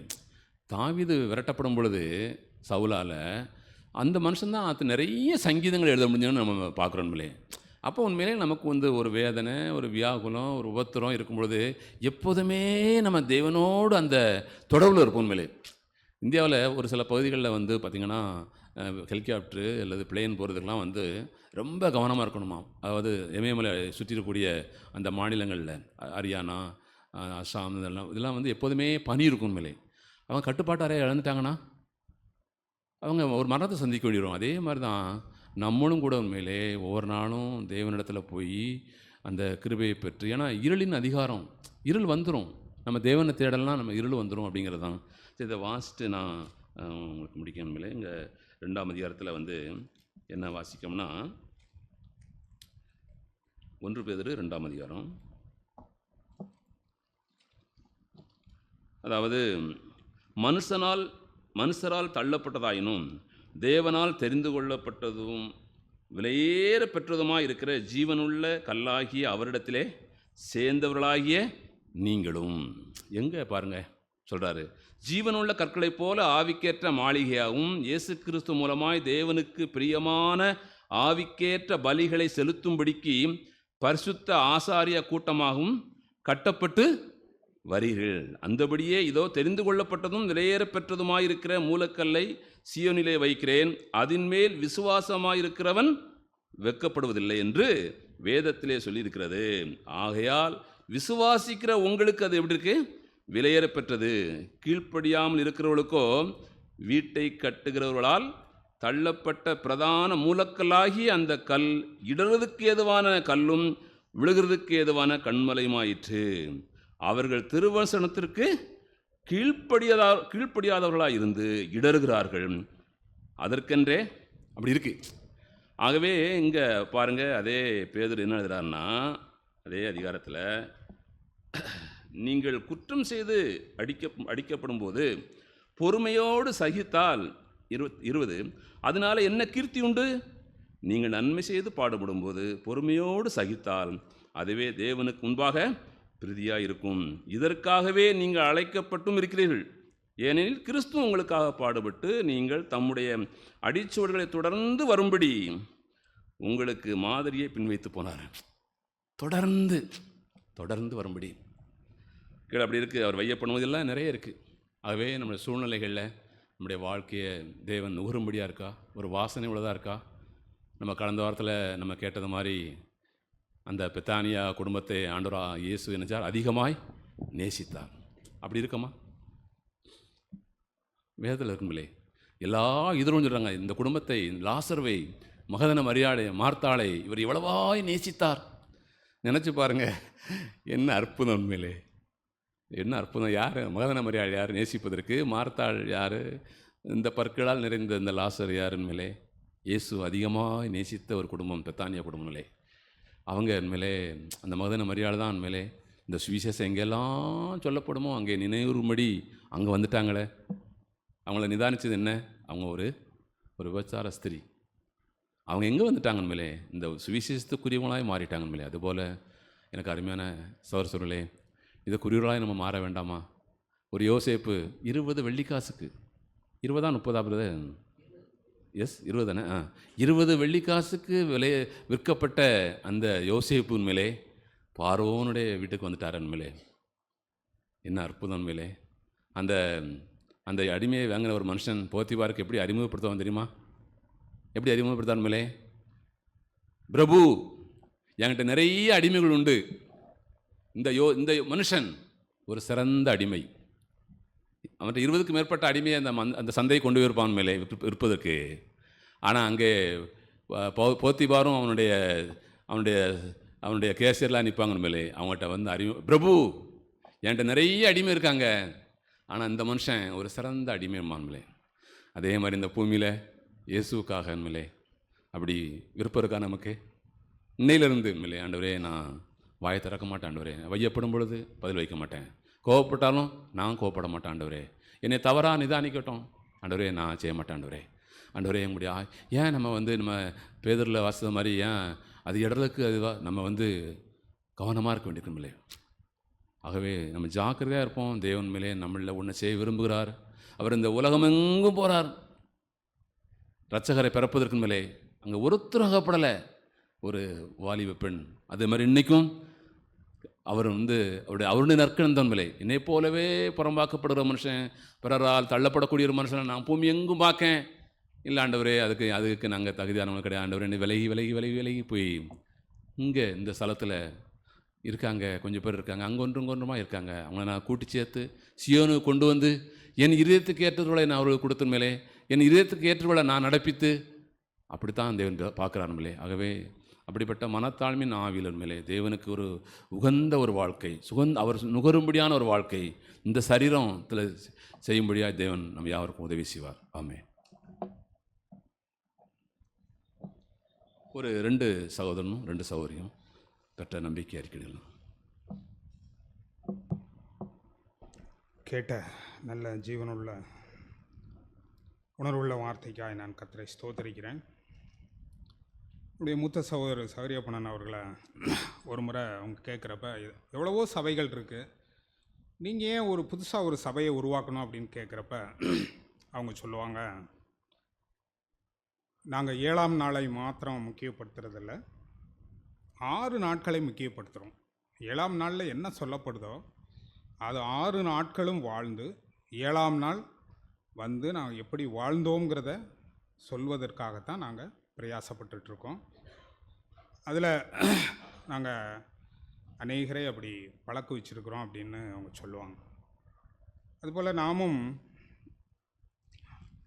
எவ்வளவோ காரியங்களை கேட்குறோம். ஏன் சில சகோதரர்கள் பேசுகிறப்ப அந்த வார்த்தைகள் நமக்கு மிகுந்த ஆசீர்வாதமாக இருக்குன்னா, வேத அறிவில்லை. அவங்க எங்கேயும் வேதகாம கல்லூரியில் போய் படிச்சுட்டு வந்து அப்படி ஒரு வார்த்தையை தியானித்து நமக்கு சொல்கிறதில்ல. அவங்க வாழ்ந்து போதிக்கிறாங்க. அதுதான் நமக்கு பிரயோஜனமாக இருக்குது, நம்ம ஒவ்வொருத்தருக்கும் பிரயோஜனமாக இருக்குது. இந்த வாரத்திலும் கூட நான் ஒரு அனுபவத்தை பெற்றேன். ஒரு 11 மணிக்கு போல் ஒரு ஹாஸ்பிட்டலுக்கு போக வேண்டியது இருந்துச்சு. போகிறப்ப ஹாஸ்பிட்டலுக்கு முன்னாடி ஒரு நிழல் இருக்கிற பகுதியில் ஒரு வீட்டுக்கு முன்னாடி, ஆனால் கேட்டுக்கு முன்னாடிலாம் நிறுத்தலை, ஓரமாக தான் நிறுத்தியிருந்தேன். ஆனால் அந்த அம்மா பார்த்துட்டே இருந்தது. ஒரு அம்மா பார்த்துட்டே இருந்து வண்டியை எடுங்க அப்படின்னு சொல்லி அங்கேருந்து சைகை காட்டிச்சு. வந்து பார்த்துட்டு, ஏம்மா வண்டி ஏதாவது நிறுத்துவீங்களா, நிழலாக இருக்குன்னு நிறுத்தினேன் அப்படின்னு. ஆனால் அவங்க சொல்லிட்டாங்க, எங்கள் வீட்டுக்கு முன்னாடி நிறுத்திட்டு கேள்வி கேட்டுக்கிட்டு இருக்கிறீங்க, எடுங்க அப்படின்னா. சரின்ட்டு நான் எடுத்துகிட்டு போய் வேற ஒரு பக்கம் நிறுத்திட்டு,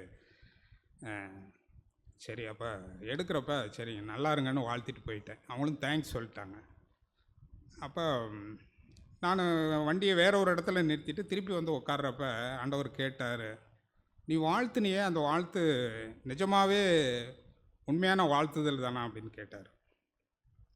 அப்போ தேவன் ஒரு வார்த்தை வசனத்தை ஞாபகப்படுத்தினார் எனக்கு. 1 பேதுரு 3ஆம் அதிகாரம் 9ஆம் வசனம், தீமைக்கு தீமையையும் உதாசீனத்துக்கு உதாசீனத்தையும் சரி கட்டாமல் அதற்கு பதிலாக நீங்கள் ஆசீர்வாதத்தை சுதந்திரித்து கொள்ளும்படி அழைக்கப்பட்டிருக்கிறவர்கள் என்று அறிந்து ஆசீர்வதியுங்கள்.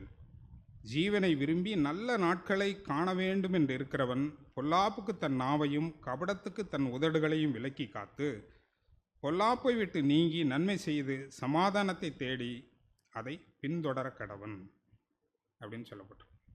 அப்போ தீமைக்கு தீமையை சரி கட்டாத ஒரு வாழ்க்கை, உதாசீனத்துக்கு உதாசீனம் பண்ணக்கூடாது. அப்போ நான் உட்காந்து கேட்குறப்ப நிஜமாகவே அப்புறம் திருப்பியும் ஒரு வாட்டி, ஆண்டவரே நான் உண்மையிலேயே அவங்கள நல்லா இருப்பேன்னு சொன்ன வார்த்தையை நான் திருப்பியும் மனசார சொல்கிறேன், ஆண்டவரே அவங்க நல்லா இருக்கணும் அப்படின்னு சொல்கிறப்ப ஆண்டவர் என்னை உற்சாகப்படுத்தினார். எங்கள் வீட்டுக்கு முன்னாடி அந்த சைடில் மரங்கள்லாம் வச்சுருக்கோம், கொஞ்சம் நிழல் இருக்கும்.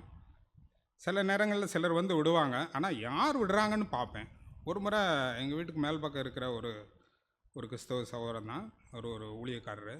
அவர் வந்து நிறுத்துகிறப்ப நான் பார்த்தேன், ஹார்ன் அடிச்சுக்கிட்டே இருந்ததுனால பார்த்தேன். அவர் கொஞ்ச நேரத்தில் அந்த வண்டியை எடுத்துகிட்டு நகர்த்திட்டு போயிட்டார். நகர்த்தி வேறு பக்கமாக நிறுத்திட்டார். உடனே நான் மறுமுறை அவர் வெளியே வர்றப்ப நான் போய் சொன்னேன், நீங்கள் வண்டியை நிறுத்தினதுக்காக நான் பார்க்கல, ஏன்னா ஹார்ன் அடிச்சுக்கிட்டே இருந்ததுனால யாருன்னு பார்த்தேன், நீங்கள் தாராளமாக நிறுத்திக்கலாம், ஏன்னா நிழல் இருக்கிற பக்கம் நீங்கள் தாராளமாக நிறுத்திக்கலான்னு சொன்னேன். ஆனால் 2 விஷயத்தையும் ஆண்டவர் அப்படி ஞாபகப்படுத்தினார். அவங்க ஒருவேளை உனக்கு அப்படி கற்பிக்கப்பட்டிருக்கு, அவங்களுக்கு அப்படி சொல்லப்படலை. அதனால் அவங்கள உதாசீனம் பண்ணாலும் அல்லது நீ உன் காரியங்களை அவங்க அங்கீகரிக்கலைனாலும் அவங்கள நீ ஆசீர்வதிக்கணும் அப்படின்னு சொன்னார். தேவன் நம்முடைய வாழ்க்கையின் வழியாய், நம்முடைய கிரியைகளின் வழியாய், நம்முடைய வார்த்தைகளின் வழியாய், நம்ம குடும்பங்களில், நம்ம வேலை ஸ்தலங்களில், நம்ம போகிற இடங்களில், வருகிற இடங்கள்லாம் நம்ம தேவனுக்கு பயந்தவர்களாய், தேவனுடைய வாசனையை வெளிக்காட்டுகிறவர்களாய் நம்ம வாழணும்னு தான் நம்முடைய அழைப்பாக இருக்குது. சார் கூட சொன்னாப்புல, எனக்கு அப்படி அந்த வாழ்த்துதில் கேட்ட பொழுது, ஆண்டவரே இதிலேருந்து என்னை பாதுகாத்து கொள்ளுங்கன்னு கேட்குறப்ப எனக்கு தேவன் ஒரு சிட்சையை கொடுத்தாருன்னு. அந்த சிட்சையை எவ்வளவு அது நான் அதை ஏற்றுக்கொள்கிறதுக்கு அவருக்கு எவ்வளவு எப்படி தேவனை அறிந்திருந்தால் அதை ஏற்றுக்கொள்ள முடியும். அப்படிங்கிறத நான் பார்த்தேன். எபிரேயர் 12ஆம் அதிகாரம்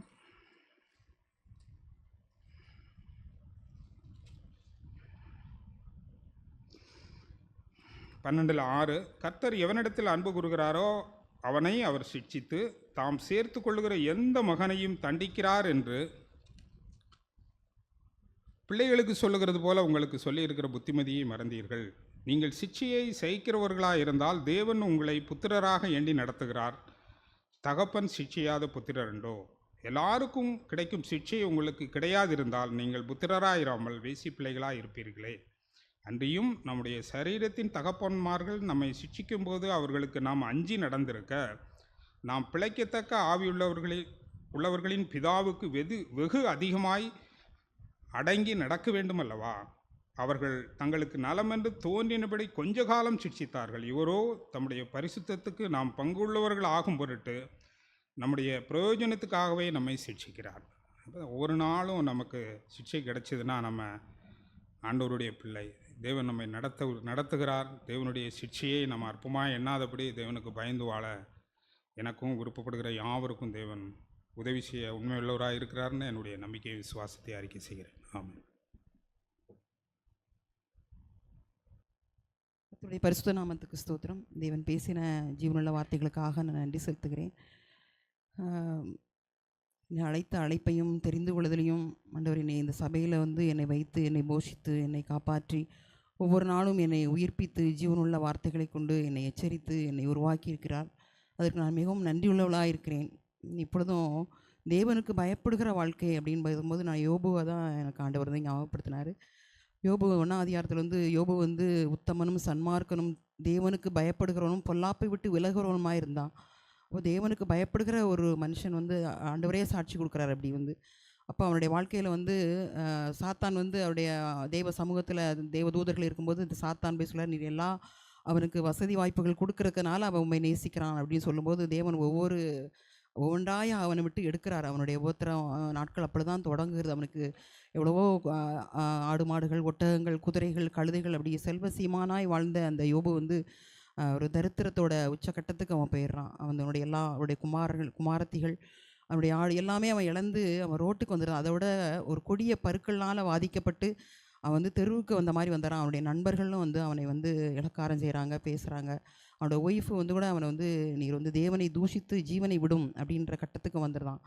ஆனால் அவன் தேவனுக்கு பயப்படுகிற ஒரு மனுஷனாக இருக்கிறதுனால அவனுடைய ஆத்மா என்னுடைய சரீரம் உருவழிந்து போனாலும் என் சரீரத்திலேருந்து நான் அவரை பார்ப்பேன் அப்படின்னு சொல்லி அவன் எவ்வளவா அந்த நாட்கள் ஒரு வசதியான ஒரு இடத்துலேருந்து ஒரு கீழே இறங்கி வரும்போது கூட அவனுடைய உத்தமத்திலையும் அவன் தேவனுக்கு பயப்படுகிறதுலையும் அவன் பின்வாங்கி போகவே இல்லை அப்படின்றதான் எனக்கு ரொம்ப உணர்வு உள்ளதாக இருந்துச்சு. அதே யோபுவில் அடுத்த எல்லாம் முடிஞ்சதுக்கப்புறம் கர்த்தர் பெருங்காட்டிலிருந்து அவன்கிட்ட பேசுவார். யோபுட்ட பேசுவார். வரையாடுகள் ஈனும் காலத்தை நீ அறிவாயோ? நான் பூமியை அஸ்திபாரப்படுத்தும் போது நீ எங்கே இருந்தாய்? அதற்கு நூல் போட்ட போது நீ எங்கே இருந்தா? அது குட்டிகள் வரையாடுகள் குட்டி போடும்போது நீ எங்கே இருந்தா? அதுக்கு அப்படி அதை ஈனும் காலத்தை நீ அறிவாயோ? அது நொந்து குனிந்து தங்கள் குட்டிகளை போட்டு தங்கள் வேதனைகளை நீக்கிவிடும் அப்படின்னு நிறைய அந்த 38-39 வசனத்தை அதிகாரத்தை ஃபுல்லாக நம்ம வாசித்தோம்னா அப்படி ஒரு இதாக இருக்கும். ஆண்டவருக்கு பெருங்காட்டிலிருந்து யோபுவுக்கு அவர் பேசுவார். அதுக்கப்புறம் தான் யோபு சொல்லுவான், நான் நீசன், என் வாயை நான் பொத்திக்கொள்கிறேன் அப்படின்னு சொல்லுவான். அப்படி சொல்லி அப்படி தான் நம்ம வாழணும் ஒவ்வொரு நாள். தேவனை அறிந்த மனுஷன், தேவனுக்கு ஒரு பயப்படுகிற மனுஷன் என்ன நிலையில் நம்ம தாழ்ந்து இந்த உபத்திரத்தோட கடைசி கட்டத்துக்கு வந்தாலும் தேவன் அவனை கைவிடவே இல்லை. அவனோடு கூட இருந்தார். அவருடைய மனைவிகள் அவருடைய பிள்ளைகள் போனாலும் அவருடைய மனைவி கைவிட்டாலும் ஆண்டவருடைய உத்தமத்திலையும் அந்த தேவனுக்கு பயப்படுகிற பயம் அவனுக்கு இருந்தது. நான் ஈசன் அப்படின்னு சொல்லி அந்த வார்த்தை தான் என்னை ரொம்ப உற்சாகப்படுத்த. 38-39 நீங்கள் வாசித்து பார்த்தீங்கன்னா தேவனுடைய அந்த அதிகாரம், அவருடைய வல்லமை, அவருடைய ஆழ்த்துவம், அவருடைய ஆளுகை அதெல்லாம் அதில் தெரியும். அதில் எல்லாமே அதில் சொல்லியிருப்பார். அந்த வசனம் தான் என்னை ரொம்ப என்னை உருக்கி எடுத்தது.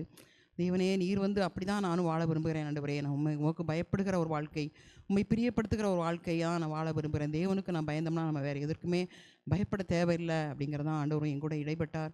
ஆண்டவர் அதுக்கப்புறம் அவன் யோபு தேவரீர் சகலத்தையும் நீர் செய்ய வல்லவர், நீர் செய்ய நினைத்தது தடைபடாது என்பதை அறிந்திருக்கிறேன் அப்படின்னு சொல்லிட்டு அவன் அவனை அப்படியே ஒப்பு கொடுத்துருவான். முழுமையாக ஆண்டவர்கிட்ட ஒப்பு கொடுத்து நான் நீசன் ஆண்டவரே அப்படின்னு சொல்லி அவனை தன்னை முற்றிலுமாய் தாழ்த்தும் பொழுது அப்புறம் தான் வந்து யோபின் சிறையிருப்பை வந்து அவர் மாற்றுறார். இப்போ சாத்தானுக்கு வந்து ஒரு சவால் விடுகிற ஒரு வாழ்க்கையை தான் அந்த யோபுவோட வாழ்க்கை முழுவதும் அதில் வந்து நம்ம அதில் வந்து அறிய முடியும். அப்படிப்பட்ட உபத்திரவங்கள் நம்ம அனுபவிக்கலாம். ஆனாலும் இந்த யோபுவோட சரித்திரத்தை நான் ரொம்ப படிக்கலை. ஆனாலும் அந்த 38-39 படிக்கும்போது எனக்கு உண்மையிலே எவ்வளவு தேவன், எவ்வளோ சர்வ வல்லமை உள்ள தேவன். அவர் பெருங்காட்டிலிருந்து ஒரு யோபுக்கு வந்து பேசுகிறாருன்னா அவர் வந்து எப்படி அவருடைய ஆளுகை, அவருடைய சர்வ வல்லமை உள்ளவர். அவரால் தான், அவர் மூலமாக அவருக்குள்ளாக தான் எல்லாமே இருக்குது. அவருடைய பிள்ளைகளாக நம்ம வந்து இருக்கிறது வந்து எவ்வளோ பெரிய பாக்கியசாலிகள். நம்ம வந்து எவ்வளோ விலையேறப்பெற்றவர்கள். அவருடைய விலையேறப்பட்ட ரத்தத்தை கொண்டு நம்மளை மீட்டு, அவருடைய ரத்தத்தை சிந்தி நம்மளை விலையேறப்பட்ட அவருடைய பிள்ளைகளாய் மாற்றியிருக்கிறார். அந்த அதிகாரம் தான் எனக்கு ரொம்ப உற்சாகப்படுத்துச்சு. அதுக்கப்புறம் அவருடைய சிறையிருப்பை மாற்றி அவருடைய முன்னிலைமையை காட்டிலும் அவருடைய பின்னிலைமை வந்து அதிக ஆசீர்வாதமாக இருந்தது. அதுதான் என்னை ரொம்ப உற்சாகப்படுத்தியது. இன்னும் அதிகமாய் தேவனிடத்தில் கிட்டி சேர்ந்து அவருக்கு பிரியமுள்ள வாழ்க்கை வாழ்ந்து, அவர் என்னை பார்த்து என் பிரியமே, என் ரூபவதியே அப்படின்னு சொல்லி அந்த அழைக்கக்கூடிய அந்த மேலான சாக்கியத்தை நான் பெற்றுக்கொள்ளணும் அப்படி தான் நான் வாஞ்சிக்கிறேன். தேவன் பேசின வார்த்தைகளுக்காக நான் நன்றி செலுத்துகிறேன். ஆமே. இந்த வேளையில் கூட நாம் எல்லாரும் கண்களை மூடி நாம் சிவன் செய்வோம். நன்றி தேவனே. நம்ம வந்து இருதயத்தின் ஆழத்தில் மெய்யாகவே யாரெல்லாம் உணர்ந்து அறிந்து அவரை நேசித்து உண்மையிலே உடைய வார்த்தையை கைக்கொள்ள விரும்புகிறேன், என்னுடைய சரீரத்தை ஒப்பு கொடுக்குறேன் அப்படின்னு சொல்லுறவங்க, உண்மையிலே இந்த வாழ்க்கை எனக்கு வேண்டும் ஆண்டவரே அப்படி விரும்பக்கூடிய சகோதர சகோதரி, இந்த வேளையிலே உணர்த்தப்பட்ட 3 சகோதரர்களும் 3 சகோதரிகள் கூட தேவனை துதிக்கலாம். நன்றி.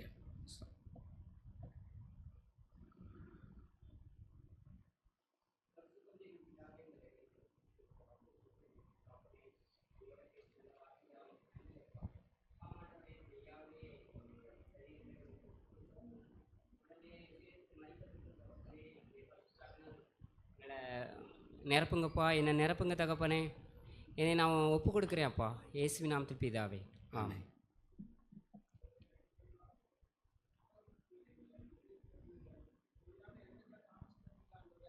நன்றி. நாங்கள் இன்னும் ஆழமாக இருதயத்திலிருந்து மனம் திரும்புகிற ஆண்டவரே, எங்களை இடத்துல சரி செய்கிற காரியங்கள் எல்லாவற்றையும் சரி செய்கிற ஆண்டவரே நன்றிப்பா. எங்களை இன்னும் நாள் வரைக்கும் சபையில் வச்சதுக்காக நன்றி. இன்னும் எங்களை சரி செய்யறதுக்கு நடத்துகிறீங்களே அதற்காக நன்றி ஆண்டவரே. நம்ம சோஸ்தருக்கு நன்றி அப்பா. ஆமாம்.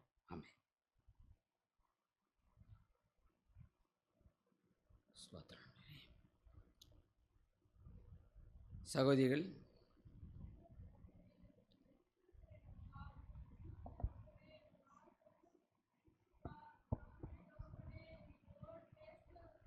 நன்றி தகப்பனே, உமக்கு நன்றி செலுத்துகிறோம் அப்பா.